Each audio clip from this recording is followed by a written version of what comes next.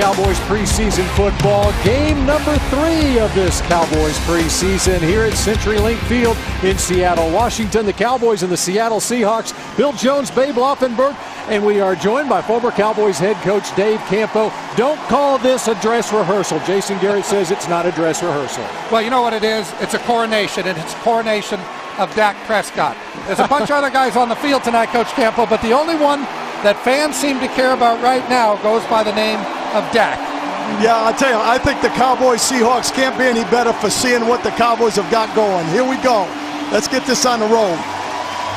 And with that, the kickoff by the Seahawks, a line drive through the end zone. And the Cowboys take over on offense, and it's our first opportunity to see the first-round draft pick, Ezekiel Elliott, in a Cowboys uniform this preseason.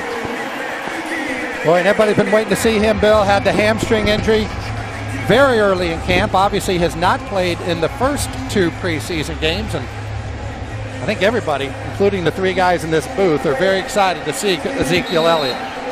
So the Cowboys take over at the 25-yard line. So what did they do with Zeke on the first play? They split him out wide at the top of your screen. I don't think he's running the football here, Bill. Oh, here he comes in motion. He's coming back in motion. Checking him out. He's checking him out. And on first down, a wide-open Terrence Williams. It's a first down for the Cowboys. Of course, Dez Bryant not in the lineup, suffered a concussion in practice the other day at the Star in Frisco. The Miller Lite lineups for the Cowboys up front. That offensive line with 3 Pro Bowlers, Tyron Smith, Travis Frederick, and Zach Martin. And Terrence Williams and Bryce Butler starts for Dez at wide receiver. And the first time the Cowboys, Bill, get Tyron Smith out there at left tackle. He has missed the first couple of games with a stinger. You're going to see the ball run right here.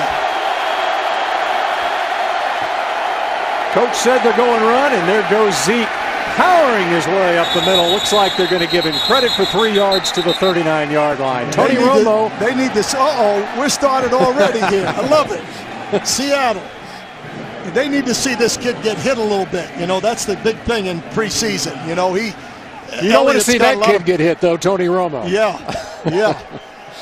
Tony Romo, the career numbers there, and making his second start of the preseason. He was 4 out of 5 for 49 yards passing in a game on Friday night at AT&T Stadium against Miami. Yes, even in the preseason, it gets loud here in Seattle.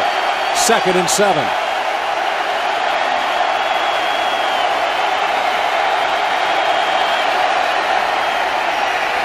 Under pressure, Romo will go down.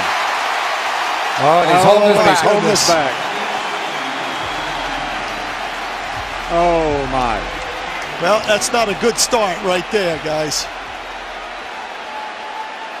I was really surprised that Tony didn't just get rid of that football or go immediately to the ground, but I think your competitive instincts take over there. He's trying to make a play. Down. He was going down. He was just starting his slide.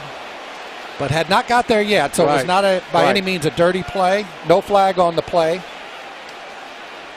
And in very awkward fall to the ground for Tony Romo. And we'll be back to check on Tony Romo in a moment here in Seattle.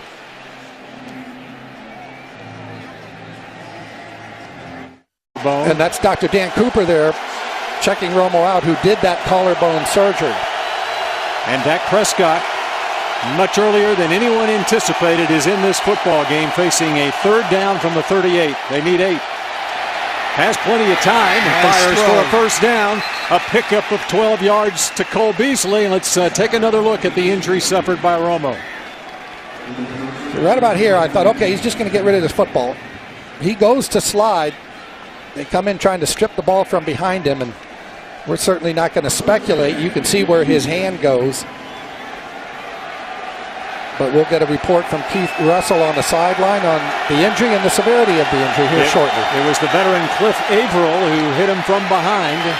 And Ezekiel Elliott gets 5 yards. And Bill, there was much talk, and we discussed it. And do you play him? Do you not play him? Do you play this guy? And it's football. No, you got to play football. You have to play him. He's got to get some hits before the season starts. You know, he doesn't have to play a whole lot. And but he's got to get hit. Excuse me, Coach. And if you can't hold up to that hit, that was not a vicious hit. If you're not going to hold up to that hit, whether it's today or in a week or in 2 weeks, you're not going to make it through anyway. Right. He just landed rather awkwardly on the field with Averill on top of him. Now a 2nd and 5 from the Seattle 45. Great test for Prescott. A little slip screen to Cole Beasley and nothing there. And I know it is a preseason game, Coach, but you want to put your quarterback in as many situational things as you can. And for a backup, that's what happens. Starter goes down, you're in. Yeah. And they don't always be able to tell you, okay, 4th play of the 2nd quarter, you'll go in there. So how is he going to react? Well, this is a big thing. I think he's shown competitiveness. I think he's shown poise. He had a nice 3rd down throw there. We'll see what happens here. Coach Romo has his helmet on these sidelines. Yeah, he tried. He got about a couple of steps onto the field. He wanted to go out there. They called him back. 3rd and 5. Has all day to throw and throws high, intended for Cole Beasley or Earl Thomas among those defending. And he had Beasley open and had, boy, and I don't know if he knows how good he has with that protection, Coach, but that offensive line gave him a month of Sundays back there to find a receiver. There's Tony right there. That's head trainer Jim Maurer to Romo's right. I think Tony's gonna come right back in. He probably strained it a little bit when he went down, but might have scared him more than it hurt him. Tyler Lockett, 2nd-year man out of Kansas State, is deep for Seattle. You got to watch that guy. He's a big-time returner. He is, and he calls for the fair catch. And at the 13-yard line, that's where Russell Wilson and the Seahawks will take over on offense. Tony Romo looks like he wants back in when the Cowboys go back on offense. Scoreless in Seattle. So Seattle taking over on offense from their own 13. Russell Wilson at quarterback, and to give up the middle, Christian Michael gets 3. Let's go down the sideline. Keith Russell. Keith. Hey guys, still trying to figure out what the specific injury to Tony Romo was, but what we could see is the team medical staff standing around him, having him do some twisting motions and having him even bend back and forth. It looked like they were seeing if he was too tight as he went side to side and as he went back and forward. We'll work to see what the specific injury is on Tony, but as you saw, he's really pleading his case to get back in this football game. We'll bring you more information as soon as it becomes available. Tight end screen and knocked out of bounds by Barry Church. Close to a 1st down for Seattle. Barry Church is out there on the white, Coach Campo. A lot of the Seattle bench was trying to lobby for a flag on a late hit. They thought it was a little iffy, and I think it is a little iffy. Right there, yeah. Completion was to Brandon Williams, and it is enough for a 1st down at the 24-yard line, a pickup of 8.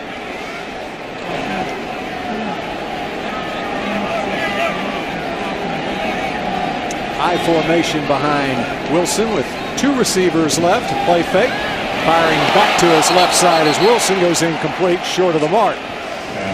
Defensively for the Cowboys, the starting lineup brought to you by Miller Lite, the only beer of the Cowboys. Malik Collins, 3rd-round pick out of Nebraska, gets his first start and first appearance. And Benson Mayowa, restricted free agent signing from Oakland last year, also his first appearance. Sean Lee at weak side linebacker. Actually, Justin Durant got the start in the middle, and you see the secondary for the Cowboys. Skandrick not playing, he's back in Dallas. A flag down as the give goes up the middle for a short game.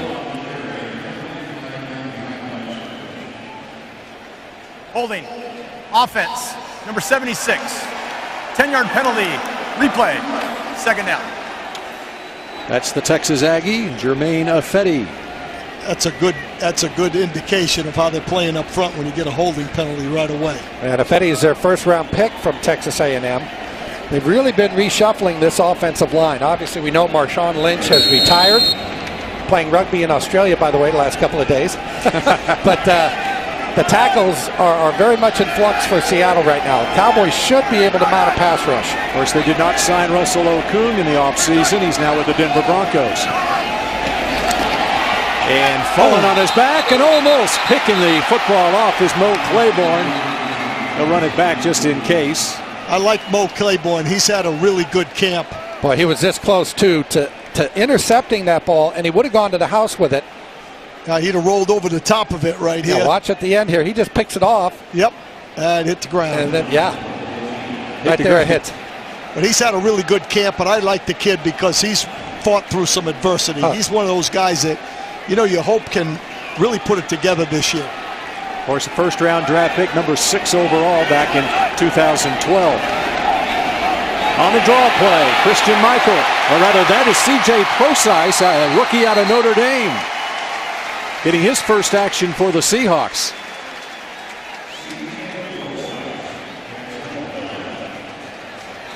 There's Tony Romo getting himself ready again. Little draw play, and yeah, Cowboys will give this one up, quite honestly. That's why those plays, they tend to look really nice, Coach, because the linebackers and secondary, they're dropping so deep to take away that 3rd and long situation. They'll let you run the ball, come up and make the tackle. Yeah, they're going to do the same thing. If you dump it down, you want to force them to get off the field. And force a punt here, which they did. John Ryan is the punter. Lucky Whitehead is deep. Boy, he booms this one, sending Whitehead all the way back to his 10-yard line. To catch it on a bounce. And is smothered at about the 19-yard line. His 18-yard line is where they'll mark it. What a punt by John Ryan. Will Tony Romo return for the Cowboys? And just to clarify, I have no chance. So it's Dak Prescott from the 19-yard line. You do all right, though, buddy.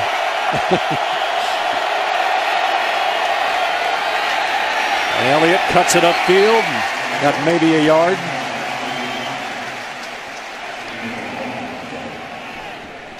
Expect to see Elliott with 10 to 20 snaps, is what Jason Garrett had said earlier in the week. They want to gradually ease him into action. Bill, he's going to get a good dose of Elliott right now with Romo on the bench. Against a tough defense, the Seahawks defense really for the last 4 years has been about the best there is in the NFL. 2nd and long from the 20.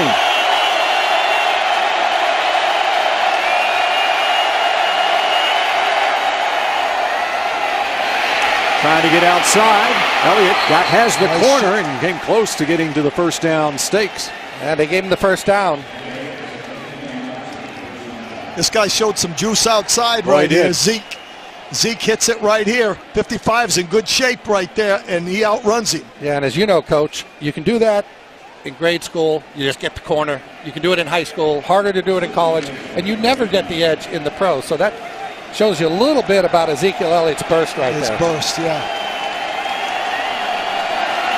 First down from the 29 after a pickup of 9 yards. That's the 4th carry for Elliott. There's the 5th carry. Going right again. Elliott. Very sizable gain of another 9 yards and comes up talking. Well, Elliott's used to running against great defenses. If you go back to 2014 at Ohio State, they're in that semifinal game against Alabama. Best rush defense in the country. He goes for 230 on 20 carries. Now he comes in to Seattle here, and last year Seattle had the best rush defense in the NFL.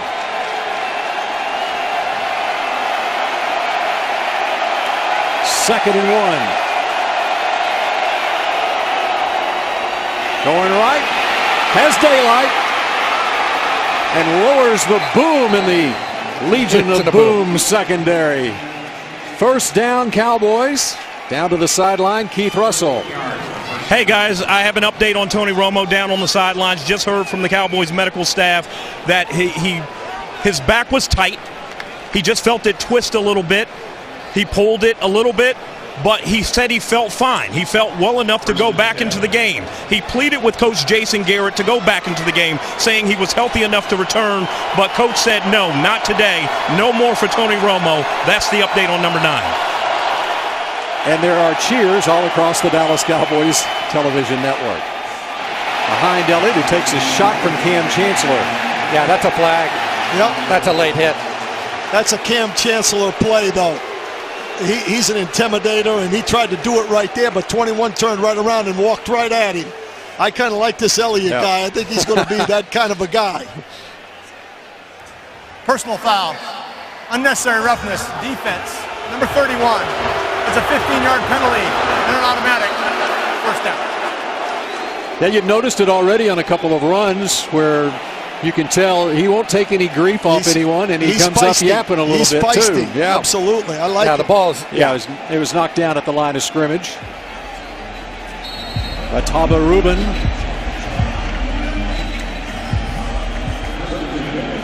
Four-time Pro Bowler Cam Chancellor. Now from the 34-yard line. It's been an Ezekiel Elliott drive here. One more time. Now it's a zone read, and it's Dak Prescott carrying for 9 yards. Let's go back to that previous run by Ezekiel Elliott here. On the ensuing play, Cam Chancellor's back here. On the next play, Cam Chancellor comes up. First, Ezekiel Elliott lowers the boom on Chancellor. Chancellor didn't like it much, Coach. And on the very next play, he takes the late hit on Ezekiel Elliott. So here you've got a Pro Bowl veteran player in Cam Chancellor losing his cool. Absolutely, and I'll tell you, that's a defensive style right there. I like the way he's running the football right now.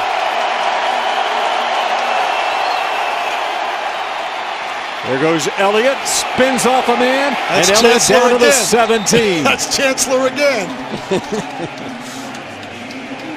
Cam Chancellor listed at 225 pounds, and Zeke Elliott listed at 225 pounds. He's a big hitter. Too. Watch Cam Chancellor. He's going to be coming from the right of your screen here. And once again, Ezekiel Elliott just drops his shoulder, runs over Chancellor. I mean, that's impressive.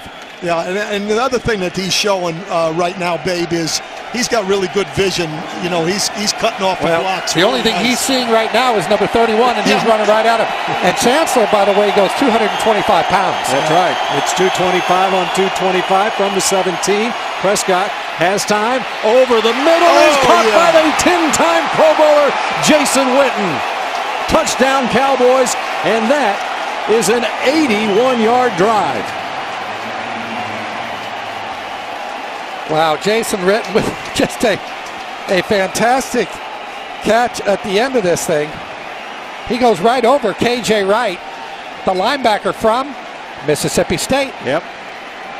Which is where Dak Prescott, of course, is from. As a former quarterback, you probably feel really good that this kid will go ahead and throw the ball when he thinks a Pro Bowl guy can make a play. You're throwing into coverage, but you know you got a 10-time Pro Bowler on the receiving end. And in that situation, when KJ Wright has his back turned, he just whistles it by his ear hole. Yep.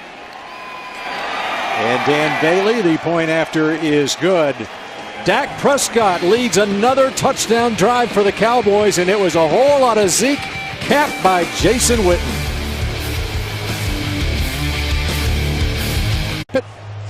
Okay, now watch this. Jason Witten right down the middle. He's going to be heading across. What Dak Prescott sees is the linebacker, KJ Wright, with his back turned. He picks up Witten there. Once his back is turned, he's just throwing it right past his ear hole. That's what they teach him. And KJ Wright, he's trying to find the football, and it's almost impossible. A DB could do it, Coach, but really hard for a linebacker. Absolutely. I thought that was a great throw, and it's going to a guy that can make that kind of a play. Bouncing ball on the kickoff, taken at the goal line by Tyler Lockett. And he is brought down and then hit hard by Damian Wilson, the second man to hit him. It was J.J. Wilcox, the first one. Seahawks will take over on offense. Jason Witten caps the Ford scoring drive. Ford is the best in Texas. 81 yards in 7 plays. What is not on your screen there is what Ezekiel Elliott did on that drive. It was very impressive from the first-round draft pick out of Ohio State. But also impressive Prescott. And get back to that touchdown to Witten. We showed you what Witten did, but the offensive line just gave him all day to throw the football and find Witten. So second possession for the Seahawks, and on the slant, it's a completion good enough for close to a first down to Jermaine Kearse at the 33-yard line. They'll move the chains. This is going to be an interesting matchup here. They got Brown coming in as a nickel. They like him a lot. Number 30. That would be Anthony Brown, the rookie out of Purdue, 6th-round draft pick. This kid can really fly, and he's got excellent instincts. I think he's got a great chance to make the team. He's getting a great opportunity because Orlando Scandrick did not make the trip. Got a minor groin injury. Completion to Richardson for about 9. I don't know if I've ever seen so many players hurt, Coach, in terms they practice less. Obviously, that's by virtue of the collective bargaining agreement. They only can have one padded practice a day, and there's 20 guys out of every practice. I think that's the problem, to be honest with you. I don't want the NFL getting mad at me, but I don't think that they're doing enough work. What are they going to do to you? Nothing, probably. I still have a lot of respect for them. No, I know, but it amazes me that with so much less contact, there are so many more players that miss practice. And it was 10 yards and a first down. Nothing there for Wilson as he went eye to eye with Sean Lee, who was in the backfield in a hurry. You know, we all know as well that Dak Prescott, he was not the Cowboys' first choice. They tried to get up to get Paxton Lynch, tried to get up to get Brandon Cook. None of that worked out. Russell Wilson was the same guy. Remember, he was a third-round draft pick. They had paid big money to Matt Flynn, who was a free agent from Green Bay. Matt Flynn was going to be their starter. All of a sudden, Pete Carroll said, I think we got something in this Russell Wilson kid, and started him as a rookie. Wide open receiver. And run out of bounds is Doug Baldwin. What a year he had last year. Over 1,000 yards receiving and 14 touchdowns. So what happened defensively there, Coach? Well, they were in a three-deep secondary. They are vanilla as all get out right now on defense. And that deep crossing route is almost impossible to cover, in a zone scheme. 27 yards to the Cowboy 30-yard line. And Wilson has him on the run. Loses the football, and they're able to fall on it. Maewa actually on that last play, the right defensive end, number 93, actually came close on that one. He kind of broke free a little bit late, but I think he's got a chance.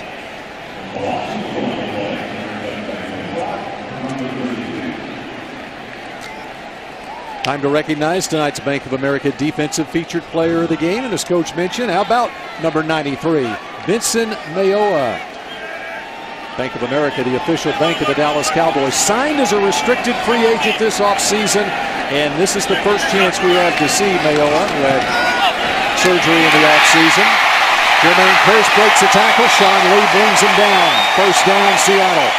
One thing I thought Morris Claiborne has done very well in the first two games, Coach, is tackle, but not here. Yeah, that's a very poor tackle right there. He left his feet. Yeah, so what happened? Coach that up. All the young high school kids out there, what did he do wrong? He's got to take one more step towards the receiver. He's got to take one more step. He stopped his feet. That's right. He stopped his feet. Now it's an arm tackle. But are you fearful of overrunning it though? No. You just take a controlled step, not a going full speed. You hear all that? All the young kids out there. You hear that? That's Coach Campo. Christian Michael, who was with the Cowboys for 5 games last year, and now back with Seattle. Originally a second-round draft pick of the Seahawks. They let him go early last year. Cowboys picked him up with their running back issues, and now he's back in Seattle. Looks like he's going to make the team. Thomas Rawls is the guy they're counting on to replace Marshawn Lynch. He's been hurt all preseason, but Pete Carroll says he should be ready for the season opener. 2nd and 5 from the 12. Baldwin. Not going to get away from that guy, Sean Lee. That's the same thing right there. Really, 24 needs to get a little bit better tackling. And we are at the end of the first quarter. Wow. .com right now. Tony Romo injured on the first possession of the game. He won't be back tonight. He watches from the bench. And on 3rd down, Doug Baldwin trying to get to the first down stake. That was a good job of tackling by the other corner this time. Brandon Carr, he throws him out there. Boy, 3rd down, such a big down. Absolutely. It's a points play right there. I really think that these guys are doing a good job on this side. Well defended. Great job. And how about Anthony Brown fought off a block and made some contact there too. But 39 Brandon Carr there. To play nickel, you can't just be a cover man. You got to be a physical player in there. Stephen Hauschka, kicker for the Seahawks, has been dead solid perfect virtually. And an easy one for Hauschka puts the Seahawks on the board early in the second quarter. Now beside him on the bench. You see a lot of big returns in the preseason. That is, if the ball isn't kicked out of the end zone. We saw Lucky Whitehead with the opener against the Rams because it's the only thing you can't simulate full speed in practice. This is a little pooch punt. They want him to return this one. Lucky Whitehead from the goal line. He pooch kicked that one, Bill. They wanted to see a return. Seattle did. That's the one thing that's very hard to do in preseason, like you said. And it's going to be interesting if they continue that during the regular season, since a touchback, the ball goes out to the 25-yard line this year. 18 games in a row and quite a sellout streak in Arlington as well for the Cowboys. Cowboys on offense. The 22-yard line, Dak Prescott at quarterback. Here early in the second quarter. Lucky Whitehead in motion. And on that jet sweep, there goes Whitehead. And Lucky gets out near the 30-yard line. In case you joined us late, he's on the third play of this game. Tony Romo goes down with an apparent back injury. Tightness in his back, according to Keith Russell on the sideline. Here's the play. Cliff Averill will hit him from behind just as he's about to go into a slide. Yeah, and Averill's trying to strip the ball there from Romo. That's why the arm comes swinging. And we heard all offseason, right, Bill? Best Romo's ever been in the last 4 years, and the back's strong, and back's not good. Well, you can see him grimacing over there now, just sitting on the bench. That back injury is such a difficult thing. That's nice, Morris. Yeah, Alfred Morris. That was a very nice pickup in the offseason, Morris. I love Morris, and I'll tell you why. Morris has great vision, and he's a one-cut runner. Great vision, cut. One cut meaning? Meaning he puts the foot in the ground and goes when he sees the daylight. Yep. Which works very well with that offensive line in front of him. Absolutely. Yeah, there tends to be daylight pretty quickly with this offensive line, doesn't it? It's one of the better ones. We'll get back to that one cut in a moment here. Morris, a 6th-round draft pick 4 years ago of the Redskins, eluding a man is Prescott, and he's going deep. Terrence Williams can't come up with it. Coming over late is Kelsey McRae to defend the safety. Boy, you'd like to see Terrence Williams make a better effort on that ball. You'd like to see him go get down. Yeah.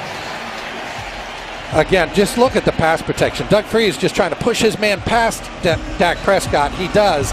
At the end of this thing, Terrence Williams has to attack the ball. Go attack the ball. Don't wait for that thing to come into you. Go get it. He sees the defender coming. You basically have if he goes back and gets it with his hands, he catches it. He basically needs to do the same thing that Jason Witten did. Yeah, he knows it. That is a liability, though, for Terrence. He does not trust his hands. Screen out to the near side to Morris, and no gain. Earl Thomas, former Texas Longhorn, 5-time Pro Bowler. Going back to that one-cut runner, Coach, I want you to know, I know what that is, but I like to explain it to the audience. A quick story, Joe Brodsky, the late Joe Brodsky, funny as heck, Cowboys running back coach. I was doing a film session with him at Valley Ranch, and we were talking about backs and protection. He said, well, we have rip protection here. I said, okay, Coach, what is rip protection? He looked at me and he said, babe, rip. Did you forget everything? I said, no, Coach, I know, but the people at home don't. That's why we're in this room. That was great. Jeff Swaim, another former Texas Longhorn, on the tight end screen, only gets one. Frank Clark in there for the stop for the Seahawks. And Dak Prescott going off, Bill. And many times that he sent the punter out in the first 2 games, he had 10 possessions on offense. They scored on 9 of them, 9 of his 10 possessions. And he's actually so good, Dak Prescott is like Chuck Norris. He can actually will a touchdown because in the very opener against the Rams, when he's ready to go on the field, Lucky Whitehead took it back 101 yards for a touchdown. It was almost as if he didn't know where to go when the punt team comes on the field. This doesn't happen very often. Tyler Lockett from the 19. Flag down. And he's brought down after just a 2-yard return. That's going to go back another 10 or half the distance, wherever that ball is. Yeah, you know a little bit about Tyler Lockett. Dave Campo is during the kick, illegal block in the back. Return team, number 39. That's a 10-yard penalty from the end of the kick. First down. Yeah, Tyler Lockett. Tyler Lockett, we out. Yeah. Tyler Lockett was a really good player at Kansas State. He kicked my tail a couple of times. These darn commercials. We get in the way of the game. 1-yard drive for a touchdown. A lot of Cowboy fans have made the journey to the Pacific Northwest. Seattle, bad field position inside their own 10-yard line. And Ryan Russell breaks through from his right defensive end spot. Second-year man out of Purdue to make the stop on Christian Michael. Number 99, Russell. I like his talent. I'm a little concerned every once in a while because he doesn't finish all the time. And same thing showed in practice. He really needs to kick it up a notch from a mental standpoint. Of course, the Cowboys have DeMarcus Lawrence at the other defensive end spot. He will miss the first 4 games of the season due to a suspension. Randy Gregory has not been with the team throughout the preseason. He'll serve a suspension as well. Here comes your slot blitz. Anthony Brown on that slot blitz. And unable to get away from Byron Jones was Doug Baldwin.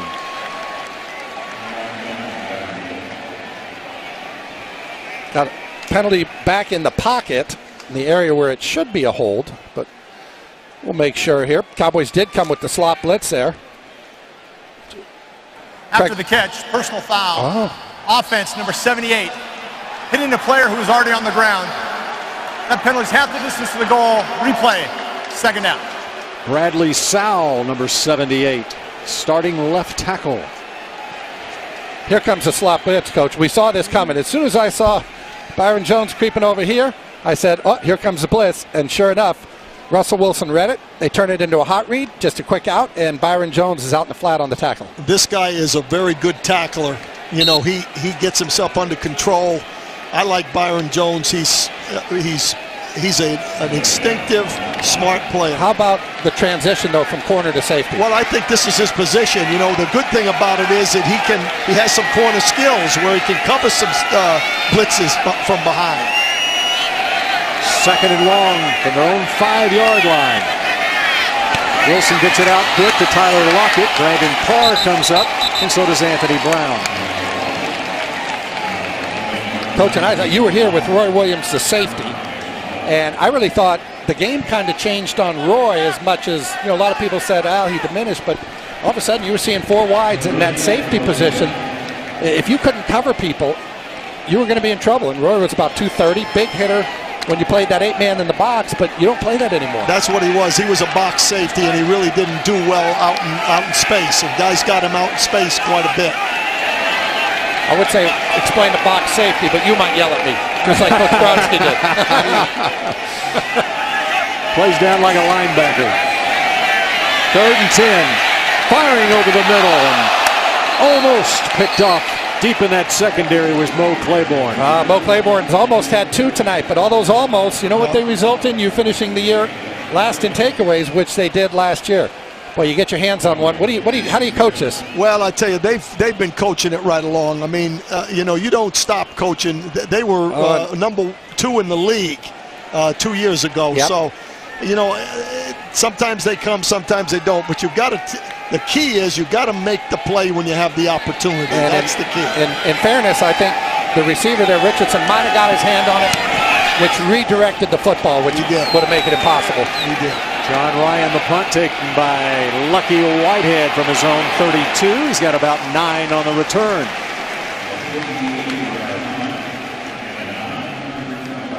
Just over 9 minutes to play in the second quarter in Seattle. Cowboys up 7-3. More Prescott to come.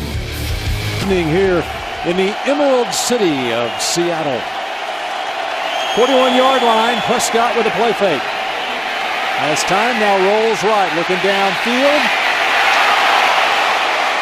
And Bryce Butler makes the catch as Prescott is hit as he gets near the sideline. Boy, and Dak Prescott took a big hit at the end of this. Hung in there, got a helmet to the chest, but made the completion. Bank of America Offensive Featured Player of the Game, Dak Prescott. From now until August 31st. Subscribe for just $25 to receive every weekly issue.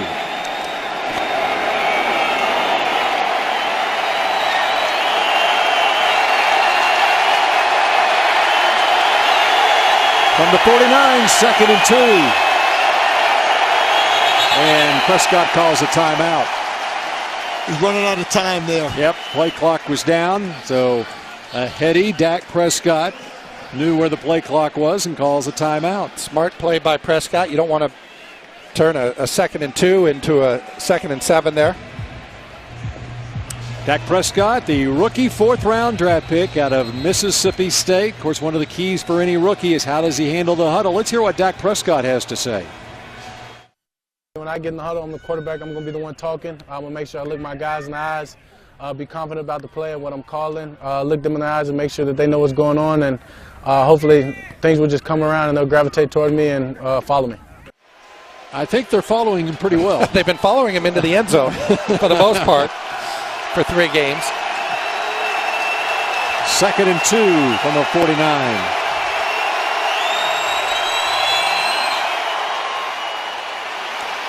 Breaking free.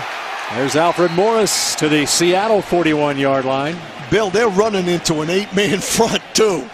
I mean, they're pounding them inside. That Morris kid is a good running back. Well, look at that, too, at the dragging at the Kelsey end of it. McRae. Earl Thomas finally brought him down.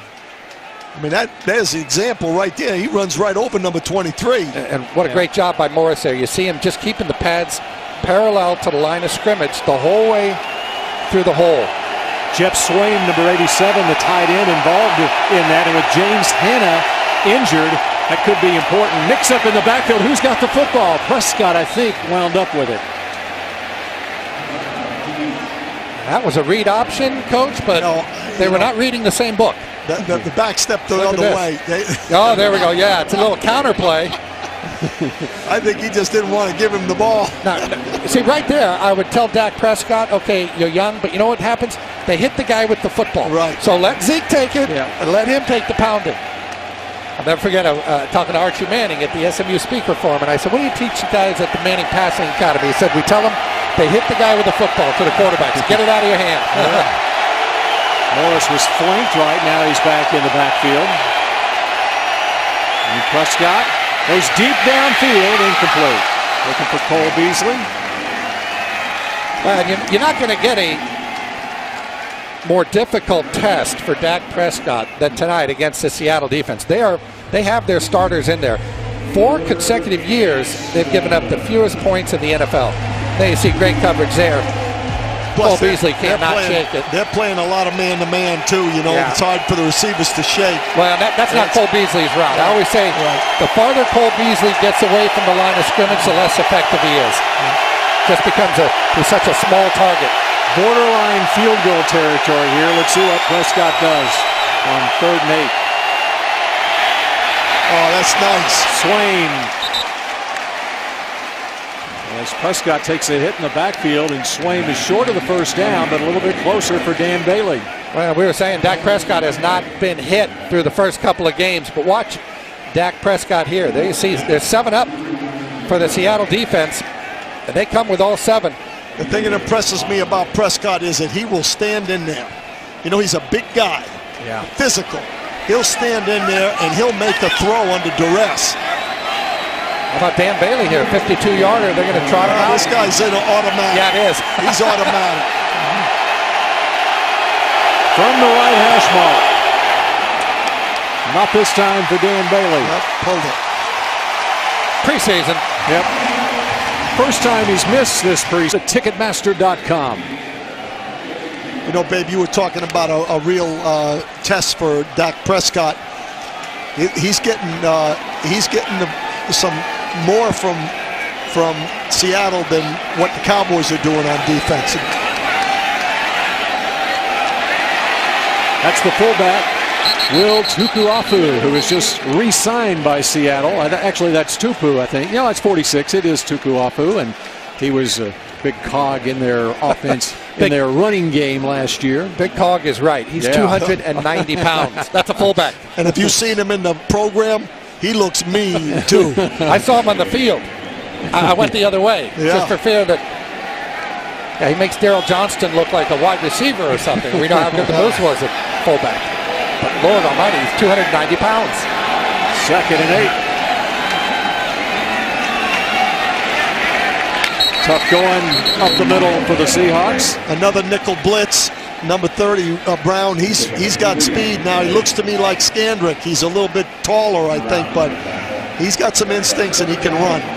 Now they're checking out Dak Prescott on the sideline. Is that? They took a couple of hits. Hey, that's good for him. This will sound crazy, but I know Tony Romo wanted to come back into this football game. He is left with a back injury. Now you have to wonder, do we want to expose Dak Prescott? There's no telling how long Tony will be out.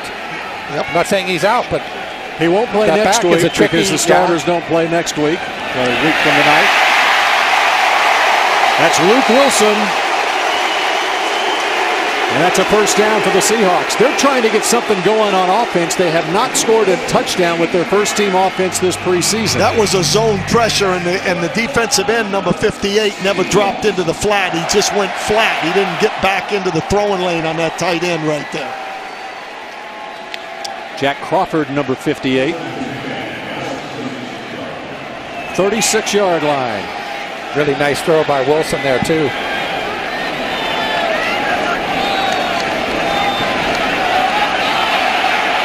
Escaping Wilson. Downfield. Block it. Inside the 10. Anthony Brown defending. Yeah, you bragged on Anthony Brown. One play, two serve. Now, how do you defend that, though? Out comes Wilson. Yeah. And Anthony Brown got just totally turned around and couldn't find the football. Here it is right here. And he sees the throw. Now he's caught, and he gives up on it. He didn't think he was going to get the ball. He's got to finish that play, and he'd have made that play right there. And at that point, as the ball, should he not turn should he just go and find the receiver when the hands come up, try to play through the ball? Absolutely. Okay. That's what he was trying to do, but then he slowed down. Then he decided, well, maybe I will take a peek. Well, I don't think he thought he was going to get it. What is it? See the ball? See the completion? That's right. Wilson throwing back. And it's a touchdown. Paul Richardson. Beautiful pass by Russell Wilson. What a throw by Russell Wilson. That's one you can say all you want about Morris Claiborne. You just tip your hat and say, hey, if you want to roll right and throw across your body left and drop that ball in from the heavens, which is what Russell Wilson did, you're just not going to get a better throw. Morris Claiborne had to come a long, long way for that one. And it's another example, though, of what you just said a minute ago. If you see the throw, you see the completion. Because all the way across the field, he was running. He was looking at number 3 and not finishing with them. Russell Wilson with the first touchdown for the first team offense for the Seahawks this preseason. And they've been on the field a lot. They played an entire half last week against the Minnesota Vikings, a tough defense. And the Seahawks take the lead 10-7. Well, you know, we're going to hear all about why would you play Tony Romo? Why would you put him out there? Well, we're watching Russell Wilson. I know he's younger, all that, but you're still exposing your quarterback. But again, you got to play him. I think it's the toughest decision a head coach has in today's NFL, though. Do you play your quarterback, and how much do you play him? But let's face it, Tony Romo got hurt on the third play tonight, third play of the game. Yeah, I don't think this is really truly indicative of really, how you would approach the game. This game brought to you by AT&T, mobilizing your world. Russell Wilson, what a season he had last year. Yeah, you look at him, he had 34 touchdown passes, only 8 interceptions. He took care of the football so well. He passed for over 4,000 yards, ran for 553 yards. I thought, he, as a second-year man in this league, he led his team to a Super Bowl, a world championship.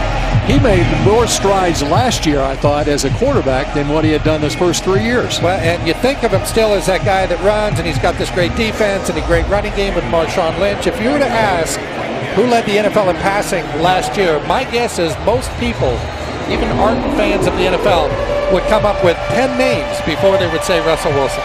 But he was the guy. And I think the thing with Russell Wilson is he's so darn consistent. I think that's what you look for in your quarterback. Deep kick, and look, he's going to take a knee here. 4 years in the league, and Russell Wilson is number 2 in passer rating all time behind Aaron Rodgers. And Tony Romo's number 3. There we go. Yeah, he nudged out Romo. And the other thing is, and we see Russell Wilson right there going over just how good they were on that drive and on that play. Everybody says, well, of course he's great. He's got a great running back in Marshawn Lynch, who obviously retired this year. You go back to last year, Lynch was injured much of the time. Russell Wilson had 8 touchdowns, 6 interceptions when Lynch was in the game. He had 26 touchdowns, 2 interceptions when Lynch didn't play. Wow. After the touchback from the 25-yard line, and nothing there for Alfred Morris. It's a big loss. First-team defense still in there for Seattle. Quentin Jefferson, their 5th-round draft pick. Too much penetration on that one. They got knocked upfield a little bit. Doug Free got pushed off the ball a little bit on that one.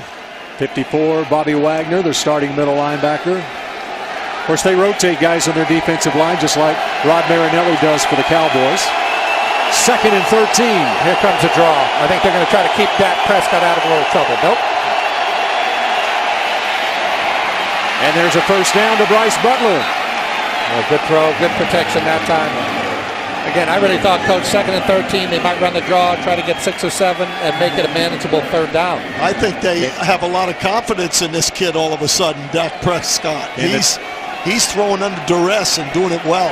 Tempo offense here with just over 2 minutes to play in the first half. Prescott with time. Passes low to Cole Beasley. Takes us down to the 2-minute warning. It is a completion. Pickup of 6 yards to the 44. So a good test here for Dak Prescott against one of the best defenses in the National Football League. 2-minute offense time. Ezekiel Elliott at 7 carries for 48. Elliott Bay, downtown Seattle. Good test here for Dak Prescott. 2 minutes left in the first half. 2nd and 4 from the 44.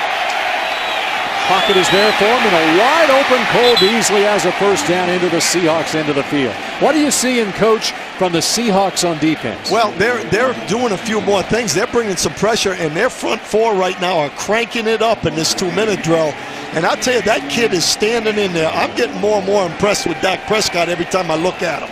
How big of a test is this for Prescott in terms of what the coaches can rely on him, trust him if it comes down to the regular season? He has to play best games. one they've had right here, seeing him in this situation. Hits his tight end, Jeff Swain.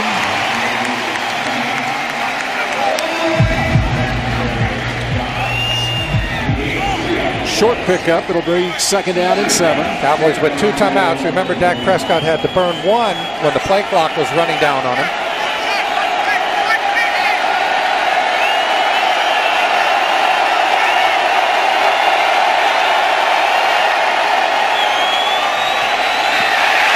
Pocket collapses and he goes down for a sack. And now what do you want to do? We got about a 3rd and 9, 3rd and 10. Going to let the clock wind down. This packet just kind of collapsed on him right here. Yep, Doug Free. He has a tough time sometimes with those bull rushes. Tyron Smith. They've got the starters in outside of Tyron Smith. Chaz Green is at left tackle now in place of Tyron Smith. And Seattle has starters in on defense. That was Cliff Averill who got to Prescott. 3rd down. He's got him. Deep downfield.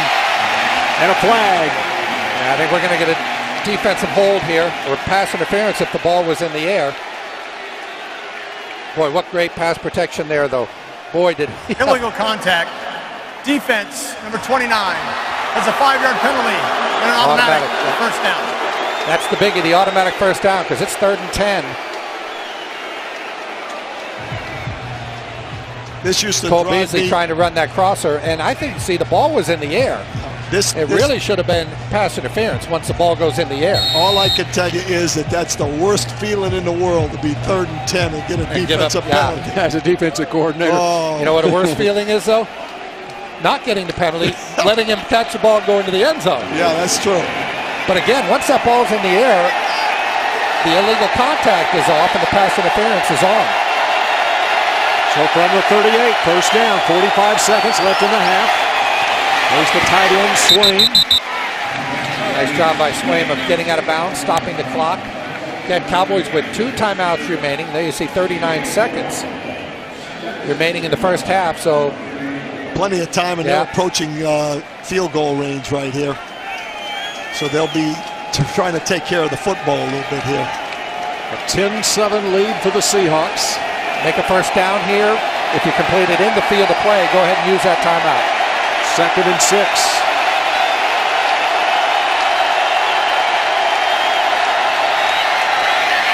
And there's a first down. They may take it right here. Yep, they take the timeout. Devin Street with his first catch of the night. That's a play also there. Devin Street just wants to get down. Once you know you're getting tackled and you're trying to conserve time, don't fight for an extra yard and keep 2 or 3 seconds burning on the clock. Catch it, get your first down right here. Yep. Just go down, plus the ball. You see the Seattle defenders. They're coming to strip that thing. Situational football there. Exactly. Right there. You say, okay, it's over. Got what I got. I got my first down. Get our timeout. So the Cowboys with 1 timeout remaining now. Dan Bailey getting warmed up on the sideline. Great story about Bailey now. He has had the same kicking shoe since his freshman year at Oklahoma State. He's kicked with the same shoe since 2006. Wow. I said, do you have your same putter? He said, yeah, he never changed his putter. So he likes his routine. Well, he and Jordan Spieth are very good friends, so they probably work together on that. From the 27, first down with 32 seconds left in the half. Prescott, there's a flag down. And he picks up 2. Right back in the pocket. That's a holding call. Holding. Offense, number 68. A 10-yard penalty. Doug Free.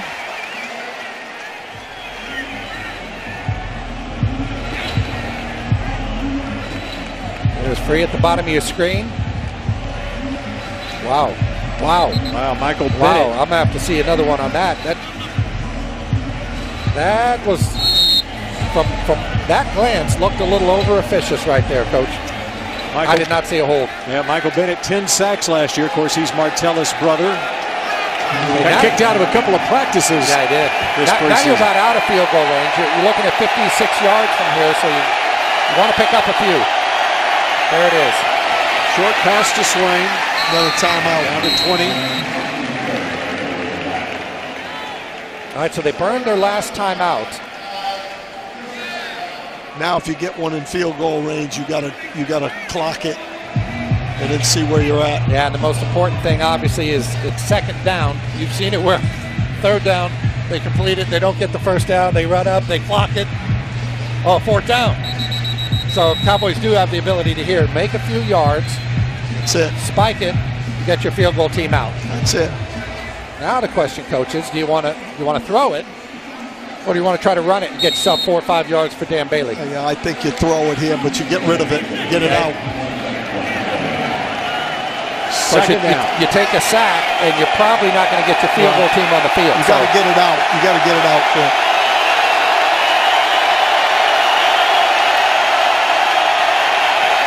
Over the middle, Alfred Morris. Clock it. They got to spike it. 13, 12, 11.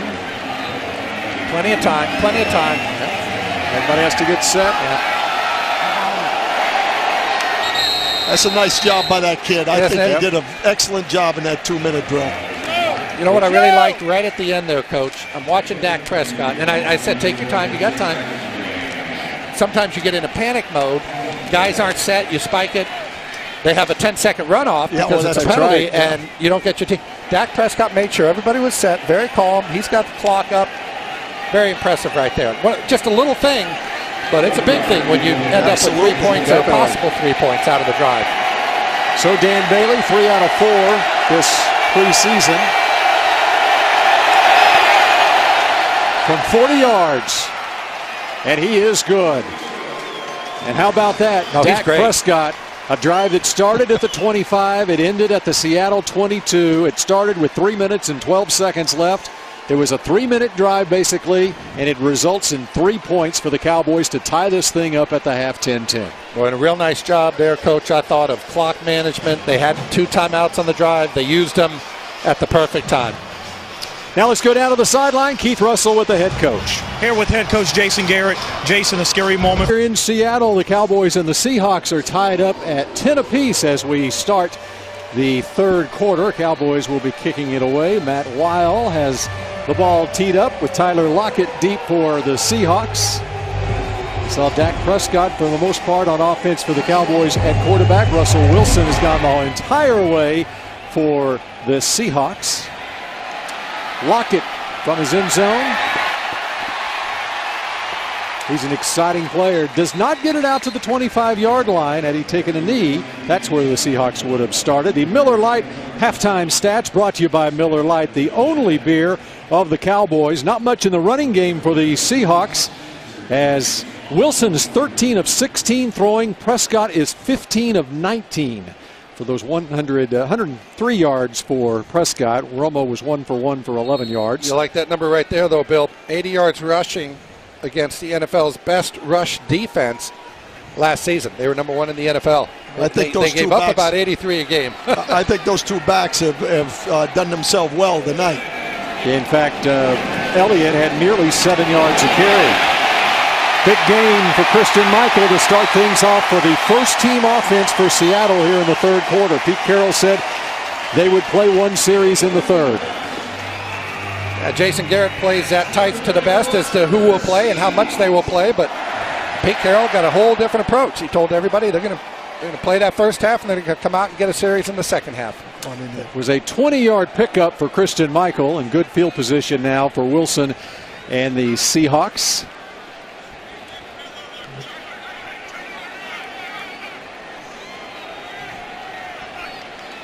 Get on the other side here.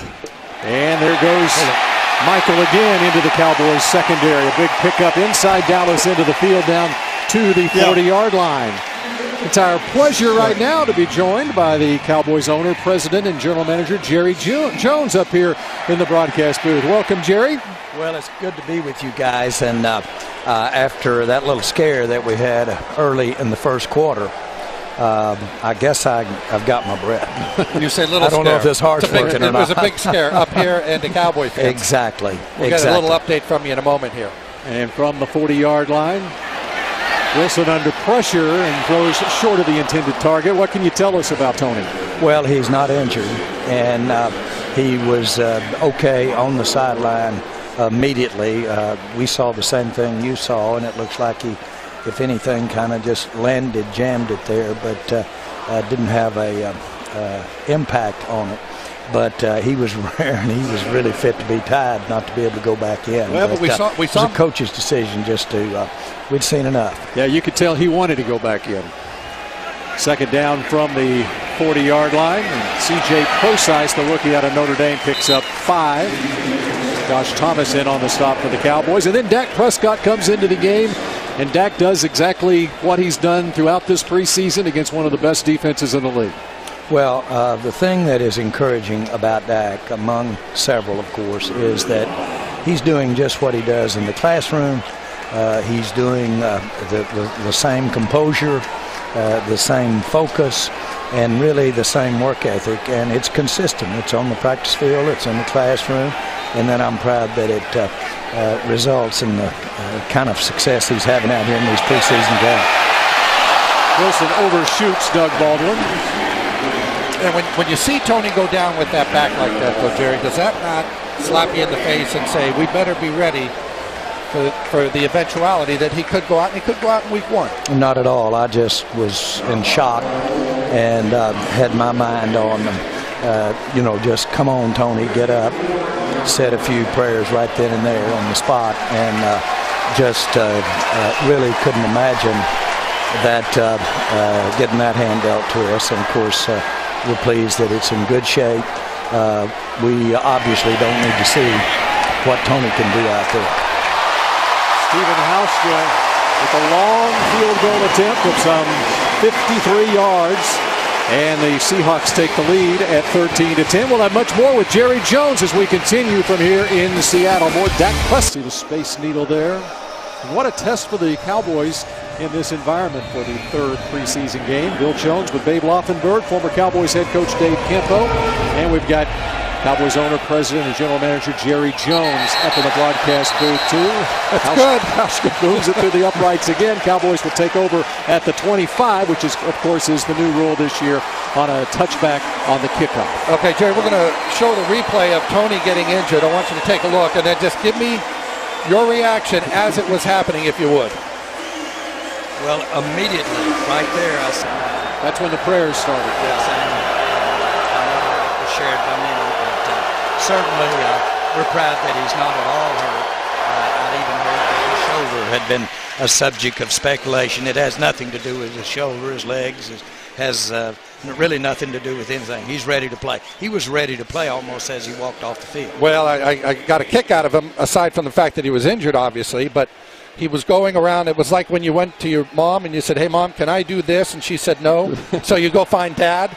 He was trying to find anyone that would clear him. Jim Bauer, the trainer, Dr. Cooper, the orthopedic surgeon. Then he went to the head coach, and everybody said, no, you're done. Yeah. And Dak Prescott starting the second half at quarterback. A lot of second-teamers in there. Alfred Morris is in the game, carried there. It goes incomplete. How about Ezekiel Elliott and what Zeke did in the first quarter of this game, Jerry? Well, first of all, I knew that we were planning to see some of him with some blocking assignments. Those are the kinds of things that miss practices. You need to make sure you're on top of your game, and plus have him out in pass patterns. We saw that almost on the first play. So having said that, when he did run the ball, of course, you could see that power, that speed, that finish. You saw all of those things. Ken Chancellor, the Seahawks safety, saw it too, I think, Jerry. He ran him up a couple times. Yeah. Well, I thought that Jason's had some real calls to make tonight. I know he would have liked to seen more of him, but after 12 or 13 snaps there, well, the plan was, especially since he'd been nursing that hamstring a little bit, get him on out. He had some good work for the period of time, and that's what these games are supposed to be about. But I was pleased with Ezekiel Elliott. And if there's no residual effect from that hamstring after this game, do you anticipate him playing next week, or will you just hold him out? Oh, I don't know, but he'll probably get a few snaps. But I really liked, in one case, the protection. Actually, on the play that Tony got hurt on, the protection that Zeke demonstrated was really outstanding. He just upended that end that was coming in there, that lineman. So but he's as advertised. He's a heck of a blocker. His coach in college said that away from the ball, he's the best player he's ever seen. All right, more with Jerry Jones in a moment.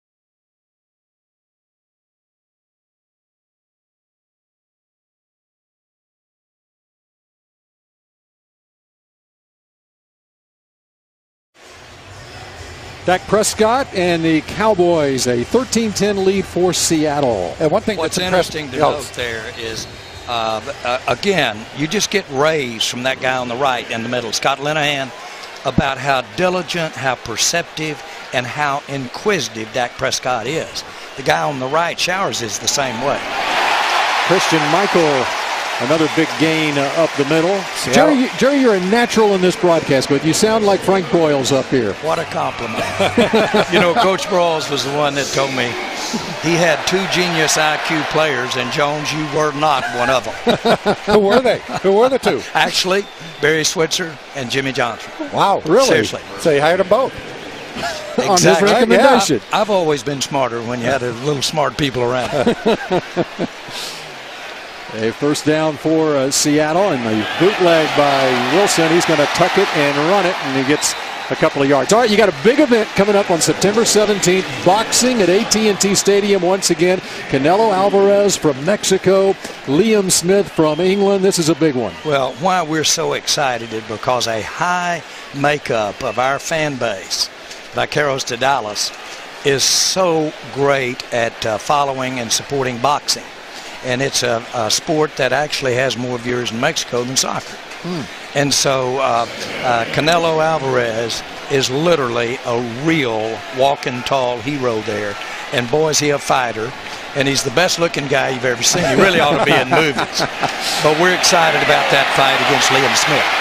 Russell Wilson wide open, the target downfield. That's Tanner McElroy, and down to the 15-yard line. A bust in the secondary.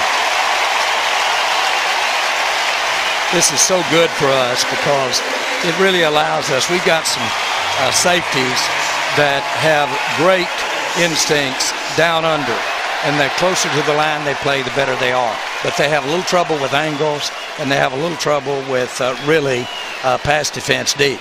Now, that's a problem if you're a safety, to be tried about it. Well, that was a tall order right there because Russell Wilson bought himself about 6 or 7 seconds of time. It's a long way for those guys to cover.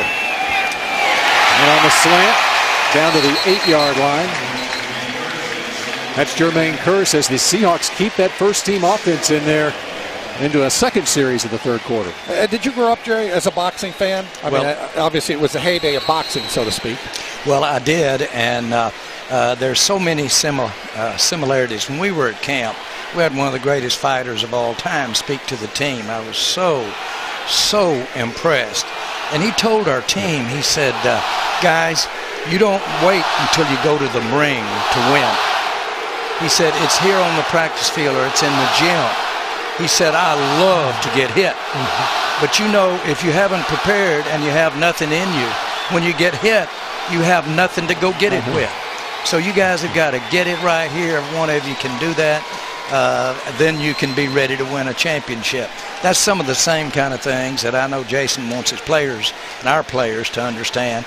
But boxing does that and calls on that for the champion. And that was Oscar De La Hoya. Yeah, that's right. Exactly. Yeah, the 10-time world champion. I was testing you guys to see if you really. Let me just say this, too. Not a bad-looking guy himself. Well, even after all those fights that's why they call it Golden Boy Promotions. Yes, exactly. How do you have almost 300 fights and stay pretty? I don't know. I haven't had any, and I'm not very pretty, so you look like you I'd hate to think what I'd look like after 300. Babe, I thought you were a 1,000-round man. Yeah. Oh, I know. Hey, there are times I feel like it. Trust me, I've removed every mirror from my house. C.J. Prosise hit, and he is dropped. Jerry, we appreciate you joining us here in the booth. This has been great. Well, good to be with you guys. Appreciate the job you do. And what a thrill to have Dave Campo, our coach, with you and on the team here. He's certainly one of the favorite people I've ever been associated with, but really appreciate all he's done.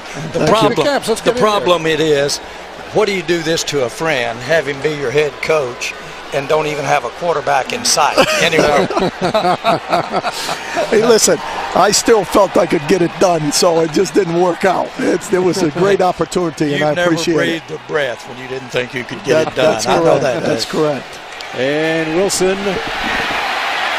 sitting down for a while in the backfield, and he buys some time, and throwing for the end zone, and it's caught for the score. Wow.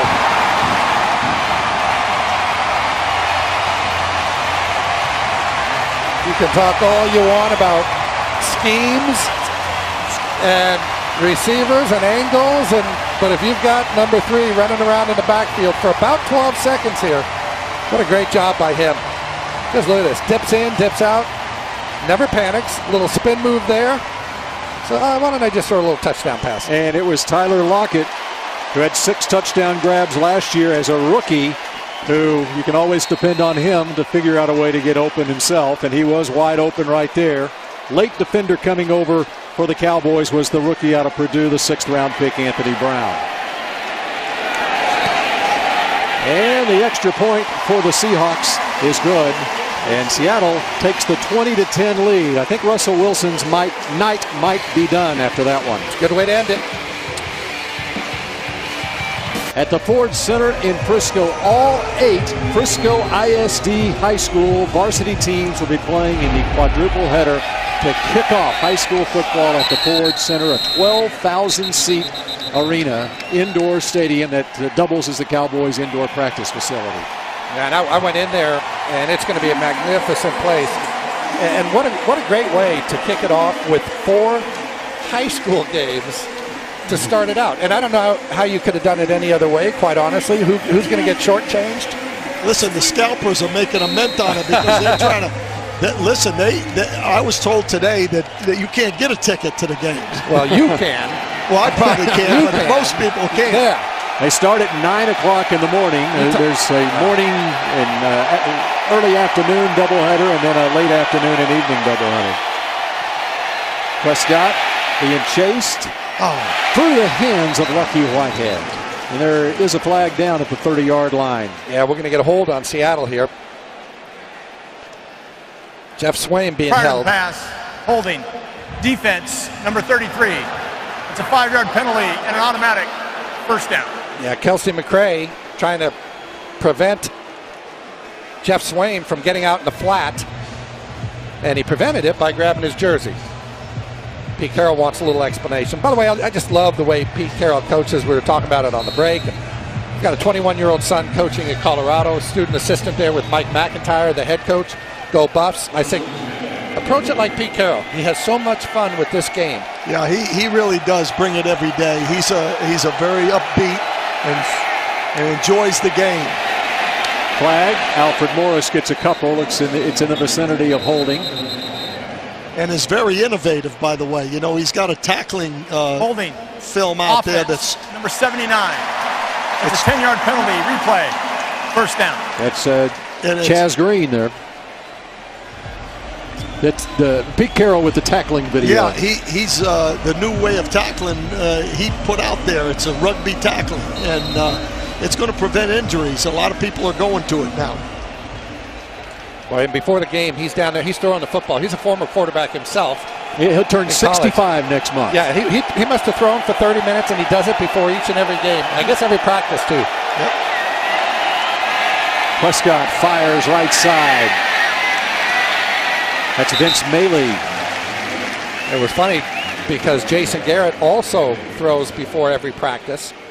Before every game. He's out there on the field warming up, and I wanted to see the 2 coaches have a little throw-off. Well, he's a little younger, though. Well, yeah. You know, there's a little difference there. Yeah, about 15 years younger. Yeah. And he played in the NFL. Yeah. That's a little difference, but still, it'd be great. Suck it down from the 30.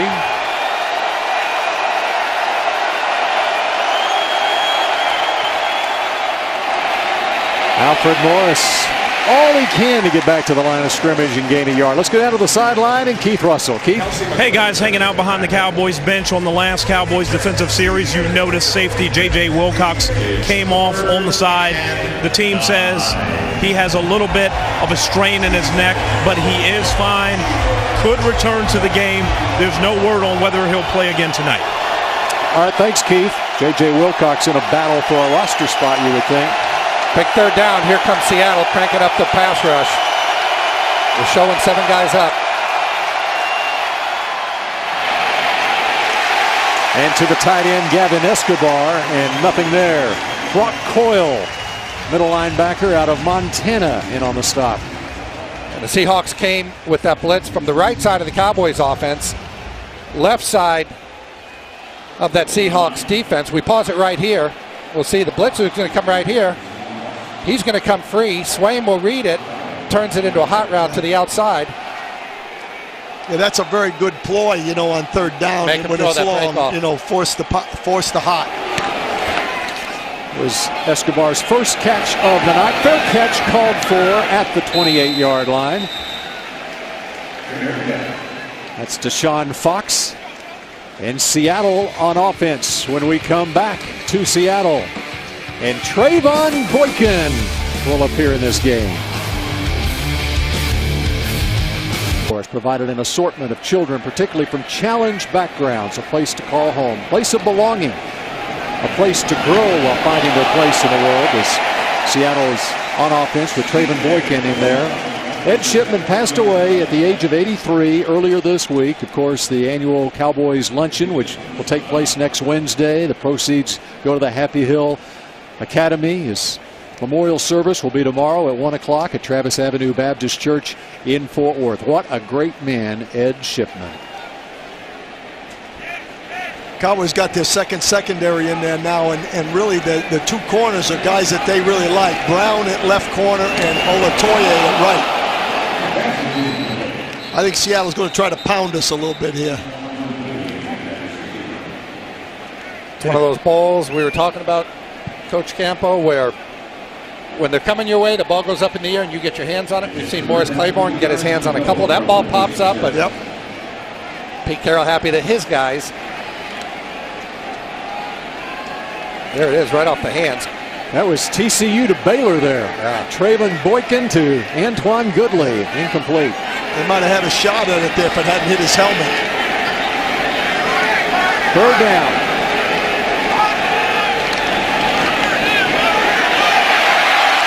And there's a former Cowboy wide receiver playing running back now for Seattle, George Farmer. USC guy. You know how Pete Carroll loves his USC guys. Yeah, that's a play there too. A little read option that during the week, as you well know, Dave Campo, you're going to prepare for this. They spent one day on Seattle, just kind of held up a few cards and said, they like to do this and this and this. Let's go play football. It's tough to defend that zone read unless you see it quite a bit. Damian Wilson, number 57, the linebacker for the Cowboys. He missed the first part of training camp with an eye injury. Boykin delivers to the outside and upended after he gets the first down yardage. Brandon Williams. Welcome to the NFL, Kevin Frazier. Yeah, we're going to get an illegal man downfield here for Seattle, number 1. You're going to see a good hit on number 35, I know that. Kayvon Frazier, 6th round draft pick. Right there. Craig Wolstad, our referee, was trying to tell us that there was an illegal man downfield. So they're going to bring this one back. Frazier's still hurt, I think. Well, and that's actually, he cannot work back to the ball like that. That should be an illegal hit on the wide receiver there. You cannot work back to your own goal line and hit the defender up high like that. I'd like to see that one again. Kayvon Frazier would not like to see that one again. No. Looked like a false start. False start, offense, number 69. 5-yard penalty, first down. Terry Poole, the tackle. They're playing good defense right now, huh, Coach? Yeah, it's going backwards. It's going the other way. Going the wrong way.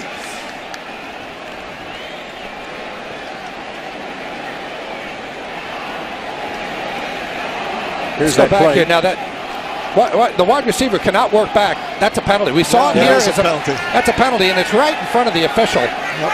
And they're talking about player safety. That's exactly the play they're trying to get out of the game. Right. Tanner McElroy was the big wide receiver who leveled the boom. And we'll go back to the play right here where Golden Tate hit Sean Lee. That's right. Up here in right Seattle. Here. Same play. Should have been flagged. Wasn't. I don't know how they missed that, to be quite honest. This play right here. And again, the reason it's there is 50% of the time that defender's going to walk away with a concussion. It's an injury. Yeah. Right. Yeah. Second down from the 42.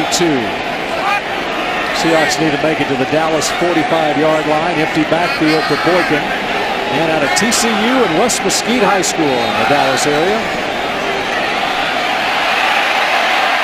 Trying to make like Russell Wilson. And the pass is just far enough for the catch for Deshaun Fox. Boy, real nice job by Deshaun Fox there of getting his hands underneath the ball. He goes palms up for this one at the end of it. Cradles it, does a good job. The Boykin kid's got a lot of the same kind of skills that Russell Wilson has. He can move around, he can extend the play. Well, and that's interesting because part of the reason he came to Seattle, a big part of the reason was he felt he was similar to Russell Wilson. He also is not quite challenging 6 feet. There's Anthony Brown coming up, making the stop on George Farmer, and Anthony Brown is down on the ground.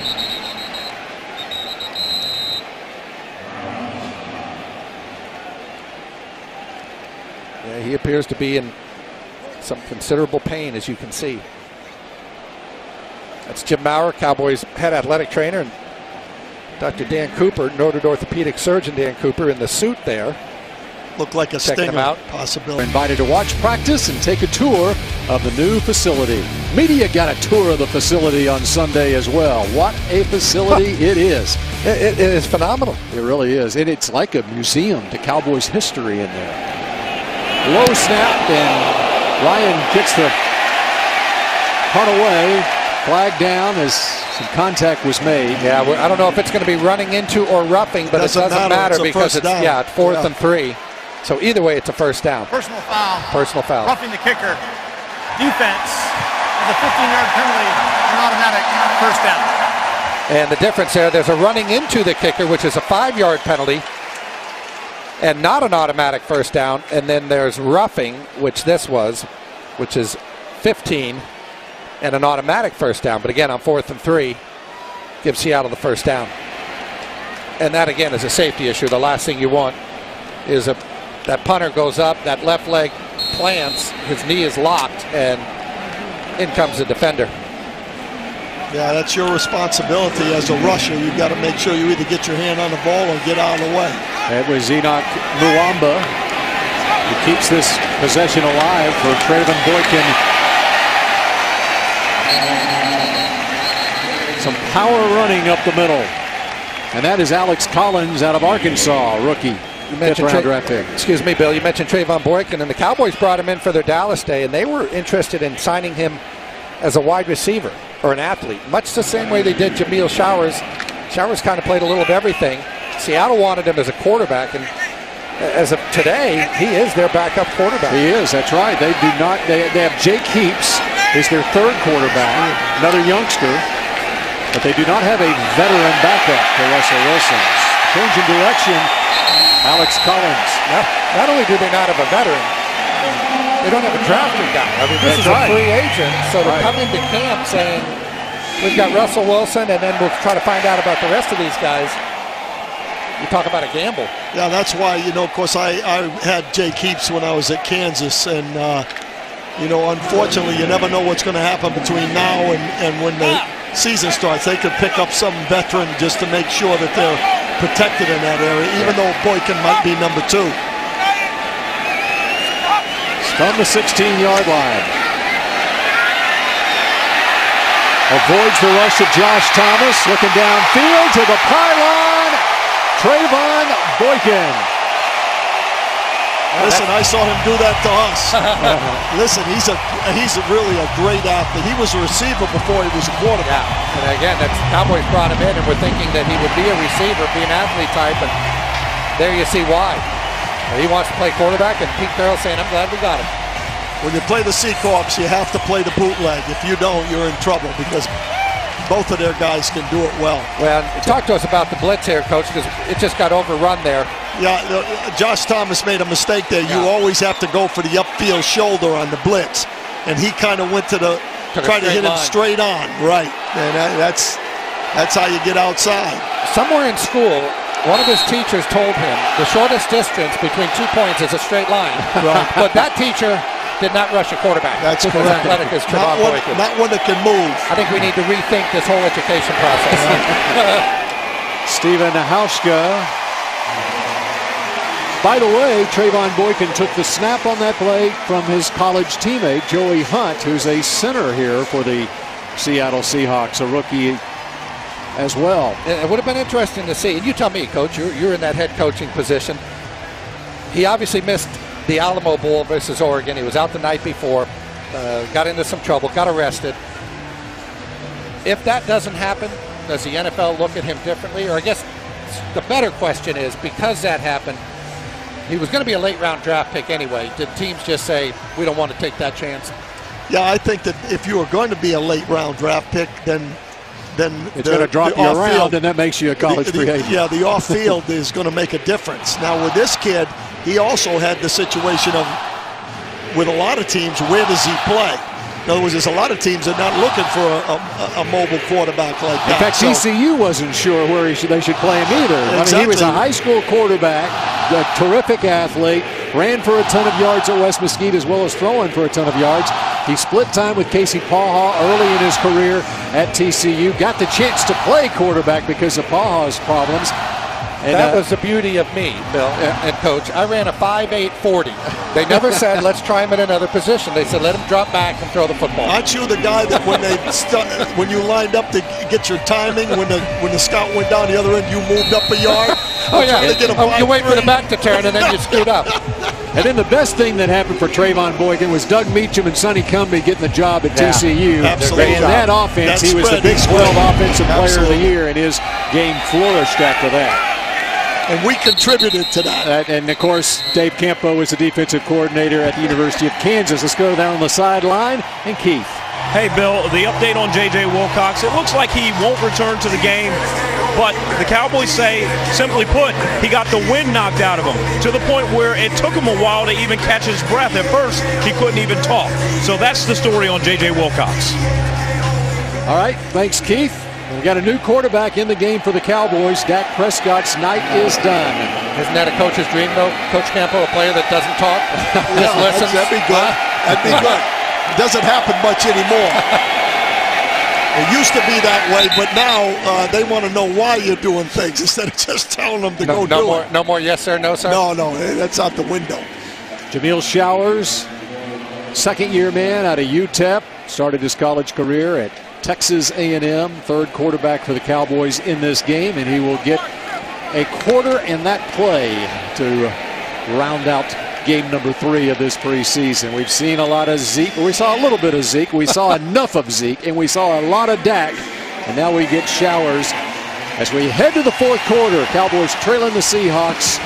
And now this from your local station.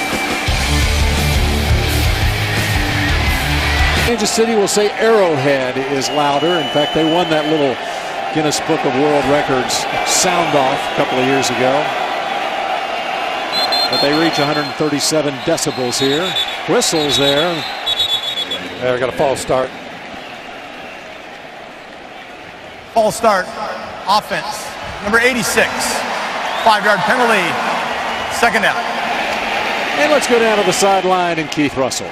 Hey, Bill, here with Cowboys receiver Terrence Williams. Terrence, how much was your heart pounding when you saw Tony go down in that first quarter? A lot, because he's a strong competitor, and you always feel bad whenever you see your guy go to the ground like that. But it's kind of good that he got up and he's fine. Obviously, for him to say that it's not a serious injury, that has to relieve you. Oh, yeah, like a lot, You practice so much with him, and you hate for bad stuff like that to go down. What does it say about the resilience of this team that he goes out and you guys still march the ball down the field? Great, because Dak, he comes in here and we just communicate well, and you don't have different guys doing different things. We're all on one page and we're all communicating very well. So whenever you have a guy like that comes in poised to run the plays, it's kind of fun, Your impressions of rookie Zeke Elliott and his first action as a Dallas Cowboy tonight? Zeke is tough. He's a hard runner, and it's a great pleasure blocking for him. He comes into work every day, and he's just a big physical guy, and people there will get tired of hitting him for 4 quarters. Now, I know you've said during training camp, Terrence, for you personally, it's not about you saying it anymore. It's about you going out and doing it. Is this offense capable of taking it to the next level after what you've seen? Yeah, we got to just keep on going at it. keep working at it and just keep being the team that we know we can be. Coach Garrett, he does a great job in having us communicate the whole time, and so whenever we all be on the same page, it's kind of hard. It's kind of hard to be the team whenever we play for each other and we're all on the same page. It's kind of hard. So, Terrence Williams saying that this could be the year the Cowboys really take it to the next level. Hey, Bill Jones, back up to you. All right, thanks, Keith. And it was Keith Smith making the nice special teams tackle right there on Deshaun Fox. We come back to Seattle in just the preseason finale against the Houston Texans. Seahawks back on offense, and second series for Trayvon Boykin, the TCU quarterback. The I formation behind him. They're going to run the football. That is Zach Brooks, rookie out of Clemson. Obviously had an opportunity to watch Trayvon Boykin being here in North Texas and watching a lot of TCU football games, but I wanted to talk to a guy who knows more than I do, and that'd be Hall of Famer Warren Moon, who does the games for the Seattle Seahawks as an analyst here. And I talked to him on the field before the game and wanted to get his impressions of Trayvon Boykin. And he's been very, very impressed with him. Says he spins it great. Said a couple of things he needs to work on footwork-wise, but that's not the first rookie that's come into the league needing to work on a little footwork. There's a heck of a play. Coming free was Mike McAdoo. University of North Carolina. There's Warren Moon. Yep, Hall of Famer. Boy, he threw a pretty ball. It was funny because Jason Garrett was warming up on the field. I'm sitting there talking to Warren, and we come over. Jason's throwing it, and I said, Jason, maybe he needs to teach you, because I don't know if anybody threw a prettier ball. You can argue all you want about who the best quarterback was and this and that, and that can go on forever, but he threw about as tight a spiral as any quarterback I've seen. And that offense he was in, the run and shoot, was really, really tough when he was at Houston. Boykin throws it high. But he had a lot of good things to say about Boykin. Boykin not happy with himself there. A little bit high on that comeback. And that, in the NFL, that should be kind of an easy pitch and catch when you've got protection and you got a receiver like that. But he's learning. And again, most of the time, when guys misfire, when they're accurate passers, it's the footwork. I think so, because they all have good enough arms. Yeah. It's really comes down to the mechanics. The snap from Nolan Freeze out of Keller High School, University of Houston. It's a good one. Dak Swanson out of Sam Houston State. Dak Swanson, he can run all the way to Huntsville, where Sam Houston State is. Wow, that was a nice move. But there's a flag. Yeah, Vince Bailey blocking the back. This one's coming back. That was an excellent move to get himself started. He had a nice punt return last week, too. Illegal block in the back. Return team, number 16. That's a 10-yard penalty. First down, Dallas. You called it Vince Bailey. Yeah, and you always wonder if you say, well, gosh, they just brought back the touchdown. But if it's not a block in the back, does that player make the tackle? Watch on the left side of your screen up here. We're going to see. That's where it's going to come from. Right there. Yeah, he might have made a play there.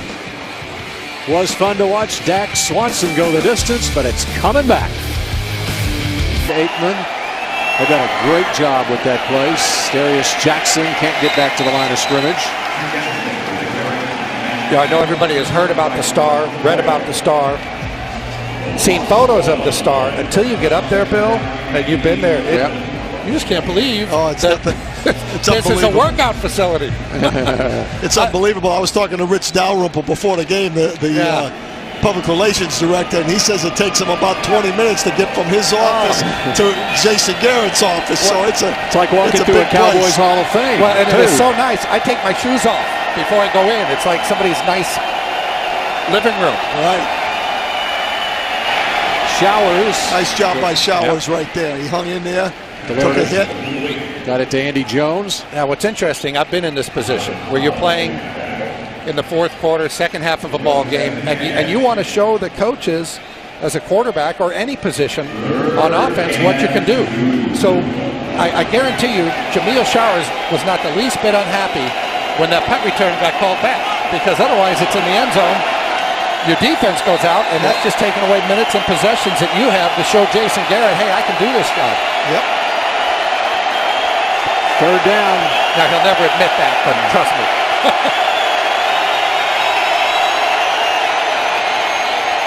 Darius Jackson has the first down. Up to the 48-yard line. You know, the Cowboys have not played the Seahawks a lot in the preseason, but some of the more memorable preseason games have taken place here in Seattle.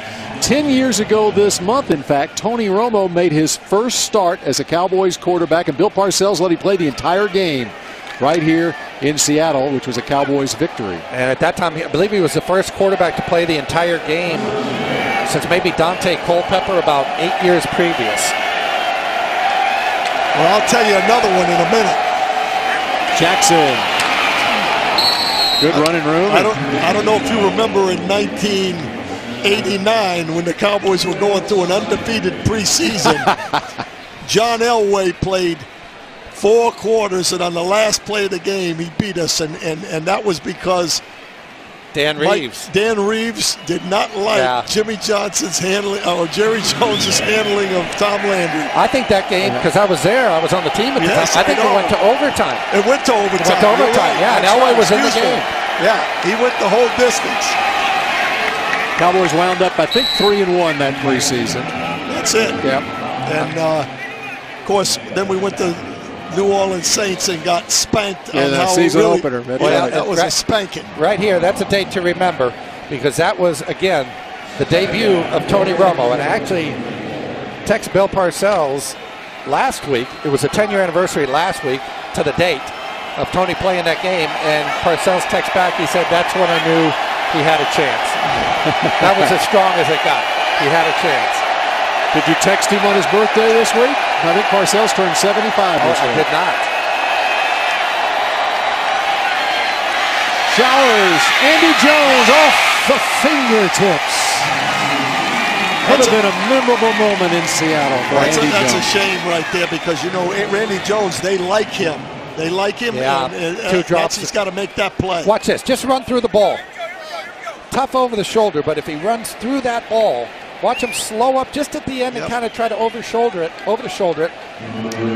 Just run right through that one. You know, sometimes catch. You forget how important this game is to these guys that are playing right now. That's a shame right there. Yeah. How about the ball placement by Showers there on the sideline? Great on the outside. Now he's got a tough third down here. On the edge of field goal range, and he's wrapped up, and the whistle's blown to go for a sack, and out of field goal range now. And I've been there before too, when guys don't know who to block, where they're blocking. I don't know if it was the blitz came from the left side of the offense here. One of 2 things has to happen. Yeah, okay, Scott Linehan is telling him when that blitz comes, he's got to get rid of the football. They did not have a blocker for it. Little animated discussion. Scott Linehan, the Cowboys offensive coordinator. And the sack credited to Stephen Terrell out of Texas A&M and Allen High School. A couple of Allen products in this game for the Seahawks. E.Z. Wachiku as well. Matt Weil, a short punt inside the 20. The fair catch by Deshaun Fox at the 16. And that's where Seattle will take over on offense, as Boykin will be out there again. It's Showers versus Boykin. We approach the midway part of the 4th quarter. To purchase tours, visit DallasCowboys.com/tours. Boykin back in there at the 16-yard line for the Seahawks. A little too tall for his intended target. All right, here's what Jameel Showers was looking at on that last play. So we can have a slot blitz here. 2 backers are right here at the AB gap, but this is what the zone blitz, because he's going to back out here. He's backing out here. The running back then comes up inside to help out. Consequently, when that zone blitzer comes, nobody to block him. Here he comes. Now, something has to happen. Got to get a hot route, but the ball's got to come out of Jameel Showers' hands. Once he sets that protection, and that back crosses, he knows that back is going up to pick up the inside blitz. Got to get the ball out of his hands. Yeah, and I don't think the receiver recognized the blitz either. So again, it really gets tough, as you know, at the end of these games. When you got new guys in there. Well, they haven't seen all this. Yep. Absolutely. They don't get a lot of reps, and all of a sudden you're trying to figure out your own job, and if the other guy's doing his job. Always tough on those blitzes. I hate it as an analyst, though, to say, well, they didn't do this. I don't know if the back was supposed to come get that slot blitzer, but the way I saw it, those two backers in that AB gap right over the center, he's got to go protect inside. So good design on Seattle's part as well, defensively. 3rd and 12. Trying to get it past the first down marker.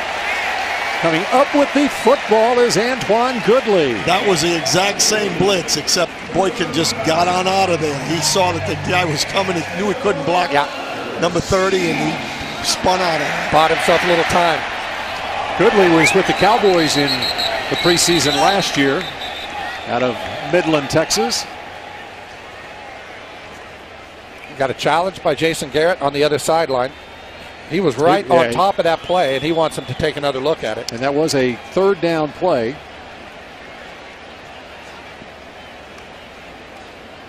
Garrett seems pretty confident. I like that. Here's your flag. I think you dropped it, Coach. Completed pass. Coach, you dropped your red flag here. Well, no, I meant to drop it. I'm challenging. Let's have a look. I don't know if he had control. Jason Garrett signaling no catch. Garrett made the call. The official made a different call, and now the replay will determine it. So a pickup of 14 yards for the first down. That's interesting because the play, again, it was right in front of Jason Garrett. He had as good a view as any official, and obviously you're getting help from the booth above into his headset saying, hey, we want to challenge this, but you don't win all the challenges, huh? And if you lose one, you want to lose it in the preseason.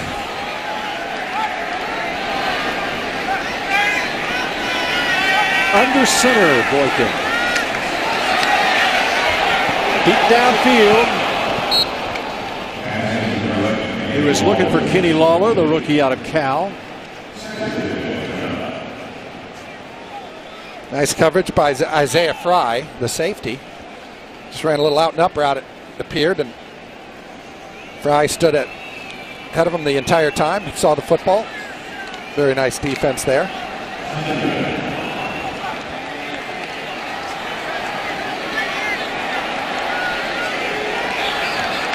Alex Collins is the setback. A 5th round pick out of Arkansas, rookie.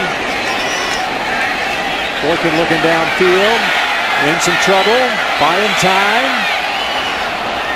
And on the sideline, that's Collins. Now Boykin in the first preseason game against Kansas City came in the game after Russell Wilson left. Then they took him out of the game. Jake Heaps played a series or two, and then Boykin came back in and threw the game-winning Hail Mary. Last week, he had a great opportunity here in Seattle against Minnesota. The Seahawks were trailing, and he threw a pick 6. So he's had his moments, and then he's had some moments that have gone the other way. You think that made up for the missed field goal for Mike Zimmer when they lost it to Seattle in the playoffs? Yeah, I don't think so. I don't think so either. No. Boykin hasn't looked real good tonight. He's throwing the football. Yeah, that ball sailed on him as well.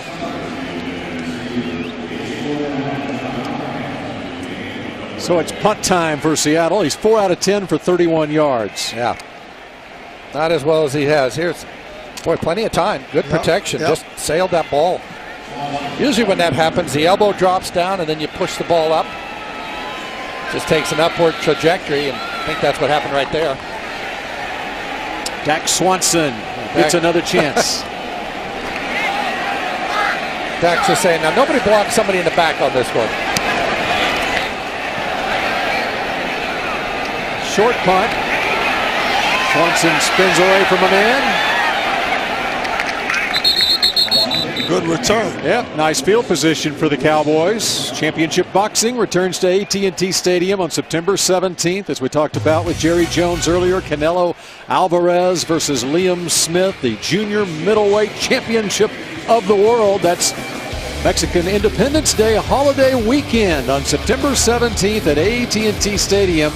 Jerry seems genuinely enthused about that boxing match. You know, they had nearly 51,000 for the last Pacquiao fight at AT&T Stadium, and he is intent on having a larger crowd at AT&T Stadium. Great venue for boxing with the big screen overhead. Great venue for SC Alabama too. That's right. I'll be at that one. I'll be at that one because Clancy Pendergast, my buddy, is the defensive coordinator for SC. Over the middle, Showers. Pickup of about 6. Are you going to tell him he's going to have his hands full, or does he pretty much know that? Listen, I sent him. He knows. I sent him a deal. I said, hey, number 1 against number 20. Great night for an upset. He said, I agree with you. So we'll see. Alabama is having to replace a lot of players. Yep. They seem to do that every year pretty well. 2nd and 3. Showers. He's got no chance. There goes the football. Loose football. Seahawks say they got it, and so does the official. He's got no chance. They're rushing him now, and he has no chance. Yeah, I think it was Chaz Green over there, left tackle. Just made initial contact with his man. Stopped his feet. Got beat right now. See, watch the left tackle here, 79, Chaz Green. If it's They couldn't see enough of it. Yeah. But you're exactly right. Once it's breaking down, you're no longer a quarterback. You're no longer a passer. They ran right by number 76 as well. I mean, now you're just protecting the football. It's Chaz Green trying to become that swing tackle, backing up Tyron Smith and Doug Free, 3rd-round pick last year out of Florida, has battled through injuries in his year plus in the league. It was Taniela Tupu with the sack. He doubles as a fullback for Pete Carroll. And that's Zach Brooks on the carry. Boy, it's collapsing on poor Jameel Showers back there, isn't it, Coach? Yes. No chance right now. He's like a dog on the freeway right now, just dodging cars. A couple of them hit him. 2nd and 4.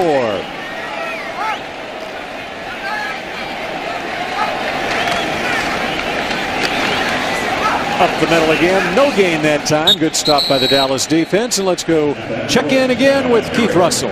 Bill here with rookie phenom Dak Prescott. Dak, what can't you do? That's what everyone wants to know. It's a difficult question. There's a lot that I can't do. There's a lot I got to get better at. We had a decent start to the game, but obviously we want to win. That's my main goal, is to make sure we can win. Do you feel you've earned the backup quarterback job with the Dallas Cowboys? I come in each and every day and just try to make myself the best player I can on and off the field, the best person as well. And it takes a lot of hard work, and that's all I'm really worried about. That's up to those guys. What did you say to Tony? I know you shared a moment with him after he came out of the game. Yeah, just clapping on me. I'm always behind him. I've got his back. I was going on as he was coming out, so it was just a little 5. And lastly, Dak, how have you managed to stay so humble and so calm and so poised in the midst of the entire Dallas-Fort Worth area, throwing so many accolades your way? It's a lot that I've got. I want to be a great NFL quarterback. There's a lot I got to do to get there. Tonight I had some mistakes. It may have looked good from other people's eyes, but there's a lot of mistakes I got to get cleaned up. And I just know that it takes a lot of hard work. Thank you, Dak. Dak Prescott, 7 total touchdowns, no turnovers so far in 3 preseason games, guys. All right, thanks, Keith. 4th down. Boykin rolling out, looking downfield. Does he have the wheels to get there? Run out of bounds. Bill, I kind of like that kid, number 74, Okoye. Yeah, Lawrence Okoye, a former Olympian from England. I'll tell you what, he has, watch him right here. He's got contained, and then the guy starts to go, and he spins out.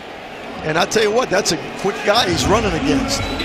Yeah, one thing he has to fall back on, he's been accepted to Oxford Law School. That's what I heard. How about that? In fact, I didn't hear it. I read it right on your deal. On my chart, yes. Got all my notes. Well, you should use some of these. I'm not going to get to all of them. No, you're not getting to a lot of those. We have another game. I thought we had a replay on that last one. I was going to show that spin move. We have another game.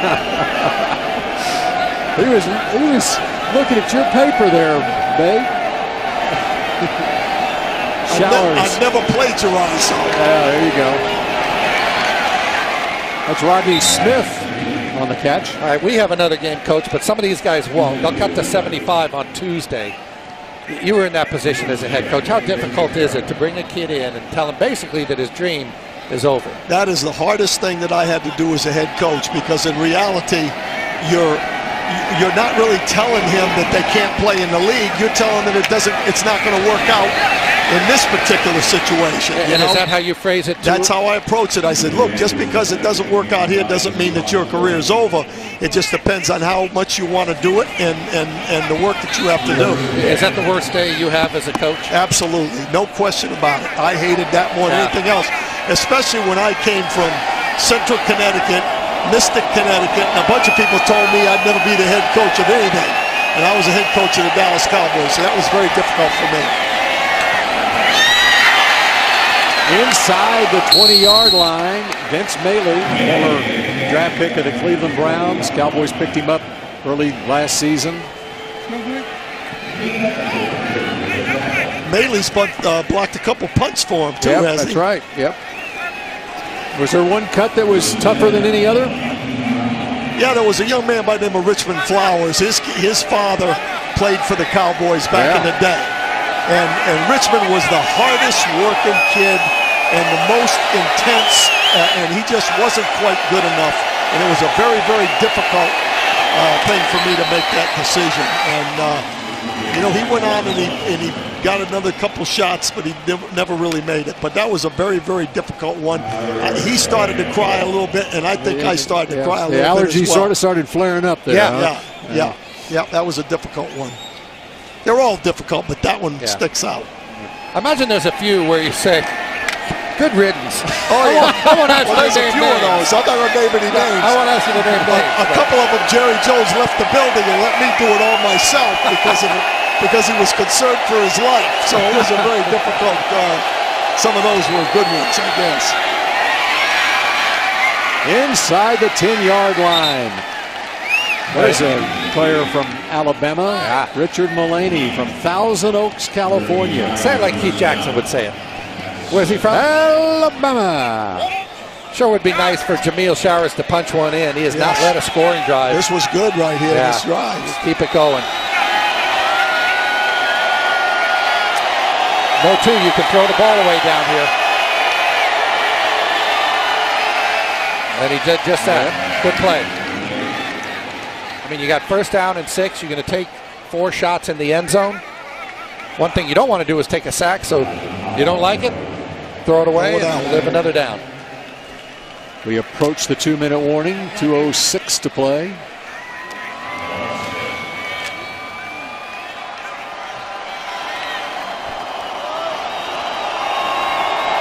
Seahawks fans are still into it. Yeah, I think. They love to make noise. I thought for a minute I was looking at Philadelphia's crowd. Back shoulder. Nice. Rodney Smith, he has the football and he has a touchdown. Very nice throw and catch right there. He put it where the defensive back had no shot. Really was. Let me ask you, though, on the flip side of that back shoulder fade is something that's kind of come in the last 10 years. How do you defend it? What are you telling that corner? Well, the only thing you can do is stick your hands in the pocket. That's it. Right here, the only shot you got. He's in decent shape. He almost got it in there. He's got to stick the ball in the pocket, hand in the pocket. He can't be looking the pocket between the hands. Between the two hands. Just come up between his hands. And try to rip the outside hand in. Now we've got a challenge by Pete Carroll, but you're not allowed to challenge. That goes up to the officials. He did, but that goes to the officials. Yeah, that's a touchdown, so it's a I mean, it's an official. Anyway. Yeah, always reviewed. Right. But Pete Carroll is hopping mad. He wants him to take another look. One thing you can do here is take a timeout. Right. But again, the officials, if there's any, there's a penalty. They threw the flag on him. Yeah, because he threw the challenge flag. It's going to be unsportsmanlike conduct. Yep.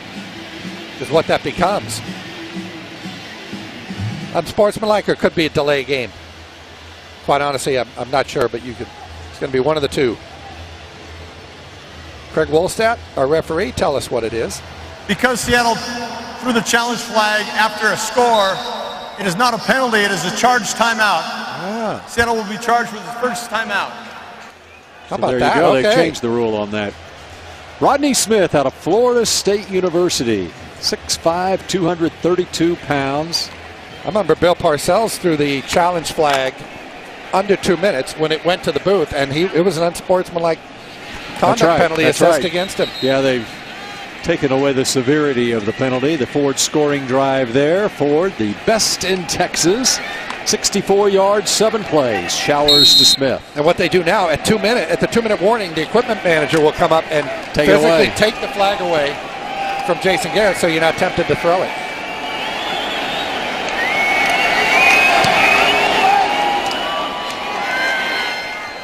And Dan Bailey with the point after cuts the lead to 10, 27-17. And again, the mechanics of that, any scoring play is automatically reviewed in the booth. So no challenge flag gets thrown. Obviously, I don't know what guy, he knows that rule. Yeah. I don't know what got it. He was mad.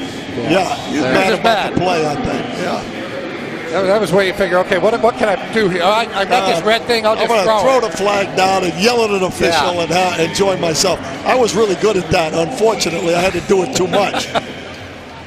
Now, was the challenge in effect, Coach, when you were the head coach? No. You did not have the red flag, yeah. It's just one more decision you got to make, right? Yep. It's interesting because, back when, the number of decisions that head coaches make today compared to, let's say, 10, 20, 30 years ago, even from the field goal, do I attempt a long field goal? Do I attempt a 50-yard field goal? Once upon a time, you missed it. Ball just got set at the 20. Now you miss it. The ball's set where it was marked at the 40. So there's a whole lot of the 2-point conversion wasn't in. Just a lot more things for people to yell at the head coach about is the way I look at it. Absolutely. Plus, you can make a decision, to go for 2 now that you're kicking from 15. Yep. And if you go for 2, then you're snapping it from the 2. Right. That's why you guys get paid so much money, Coach. Absolutely. Well, most people do. That exorbitant paycheck that you coaches receive for basically working 16 days a year. Right. And only 3 hours on those 16 days. Pretty good gig, really. Seahawks expecting an onside kick. Of course, an ulcer along with it. Right. Matt Wild, a man from Michigan. He's going to kick it deep. Deshaun Fox will take a knee. So with 2:02 to play, we approach the 2-minute warning. The touchback, Seattle will take it out to the 25-yard line. That's one of the things in football right there that I hate more than anything else. What's that now? Onside kick. Oh, yep. Because you can get some a lot of injuries happen that way. I think it's just ridiculous, really. But to have it, would you take it out of the game? Absolutely, get rid of it. Jake Heaps is in at quarterback for Seattle.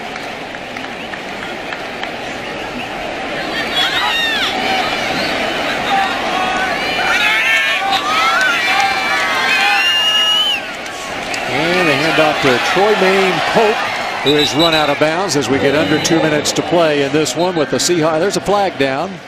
So before we go to break, check out the penalty. Holding. Offense, number 69. 10-yard penalty. First down. And so with 1:57 to play in this one at CenturyLink Field in Seattle, the Cowboys trail the Seahawks 27-17. Been a nice night for Dak Prescott, and now Jamil Showers with a touch. Well, he's pulled back the curtain on the booth here. Is it okay if I'm concerned about Tony Romo's back? Jerry did not seem that concerned, but Babe is. And it is okay, yes. I think a lot of Cowboys fans are concerned about it, too. The UPS play of the game brought to you by UPS. Delivery of a game. That's a pretty good choice here. Jason Witten going over the top of KJ Wright to haul in the 17-yard touchdown pass from Dak Prescott. UPS play of the game.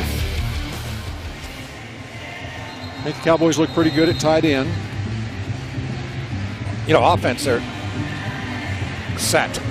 I mean, they're just, this could be, again, with the caveat that Tony Romo stays healthy, which that's a big caveat. It's a big if, but the running game with behind this offensive line. I don't care who's back there. I don't even care if Darius Jackson is running the ball. They're going to be a good rushing attack. We know what Des Bryant can do. You know about Witten. It's Troy Maine Pope, who last month was working in a car factory in his native Alabama, and the Seattle Seahawks called and offered him an opportunity.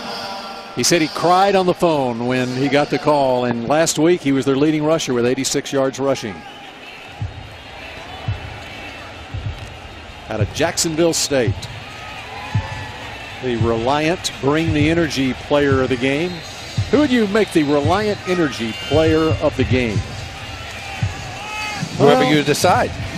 Let's see. I think maybe, how about 21? Who ran for 48 yards on 7 carries, nearly 7 yards a pop. Cam Chancellor, take that. Cam Chancellor took it twice. And Zeke Elliott, I don't want to say goaded Cam Chancellor into a penalty, but he frustrated Chancellor. Oh, Troy Maine Pope. 30-yard line got him. All 5'8" of them. These guys are hard to find behind those big offensive linemen. By the way, Reliant keeps you powered at home, at work, and on the go, and Zeke Elliott was on the go tonight. What do you think about the lid, though? I like it. Really? I do. I like it. It wouldn't work for me, but it works for Zeke. It worked for Terrence Williams. We saw him wearing one earlier. I got a minute, a little over a minute. Clock runs here. 4th and 4. Dak Swanson hoping for a chance here. Seattle has yet to get their guys even on the. they never even showed up on the field. Look at timeout. Pete Carroll's still mad about that challenge that he didn't get to use. So John Ryan will head out on the field, and Babe, I told you before the game I need to get a mention in for the deep snapper for Seattle. Nolan Freeze out of Keller High School and the University of Houston. He was signed in late June by the Seahawks. Wasn't picked up after the draft or when most of the college free agents are picked. Number 48 there, and he's the only deep snapper in camp for Seattle. Had a low snap earlier tonight, but hoping to make the team.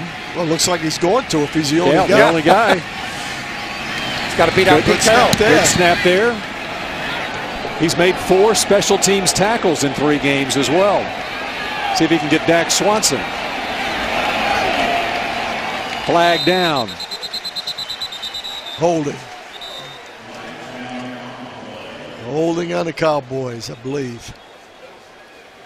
Dave Campo makes the During call. the kick, holding. Return team, number 36. That penalty is half the distance to the goal. First down, Dallas. That's just more yardage that Jameel Showers can rack up here. Yeah, the only thing is he's only got 40 seconds to do it in. I think he's probably going to hand the ball off. If Dak Prescott was out there, he'd leave 30 seconds on the clock. Okay, that wouldn't take. Didn't take him long.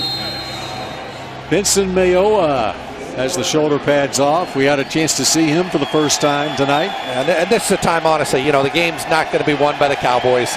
44 seconds. You just don't want to see any of these guys get hurt at this point. He's going to throw it. Deep in his own end of the field. Darius Jackson.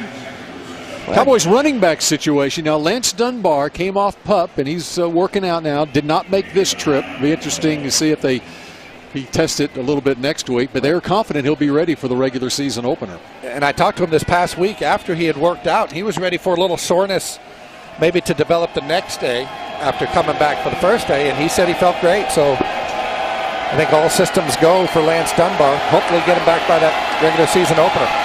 Darren McFadden is on NFI, non-football injury with his elbow injury. Too high for Rodney Smith. When you talk about Lance Dunbar, and obviously we haven't seen him in the preseason, but you look at the different ways that this offense can attack with just the running backs. Lance Dunbar was a guy that was splitting out of the backfield, playing a receiver, catching. He was an over-the-shoulder kind of guy, which you don't get as a running back. In my opinion, losing him was as big a thing as it was last year besides Romo. I mean, the guy is a playmaker. and he's great in open space. You know, you create so many matchups issues. Well, he had 21 catches last year. That's Traylor to the 21-yard line. Showers has kind of picked it up a little bit here in the last 2 drives. Down to 15 seconds, 16 seconds left. I think this has been a productive night for the Cowboys, to be honest with you. Even though Tony went out, hopefully it's not, not an issue. What are the most productive things you saw? Well, first of all, seeing the 2 running backs. You know, I mean, that in itself is big. And then Dak Prescott, the way he operated under a lot of pressure. He did a nice job tonight.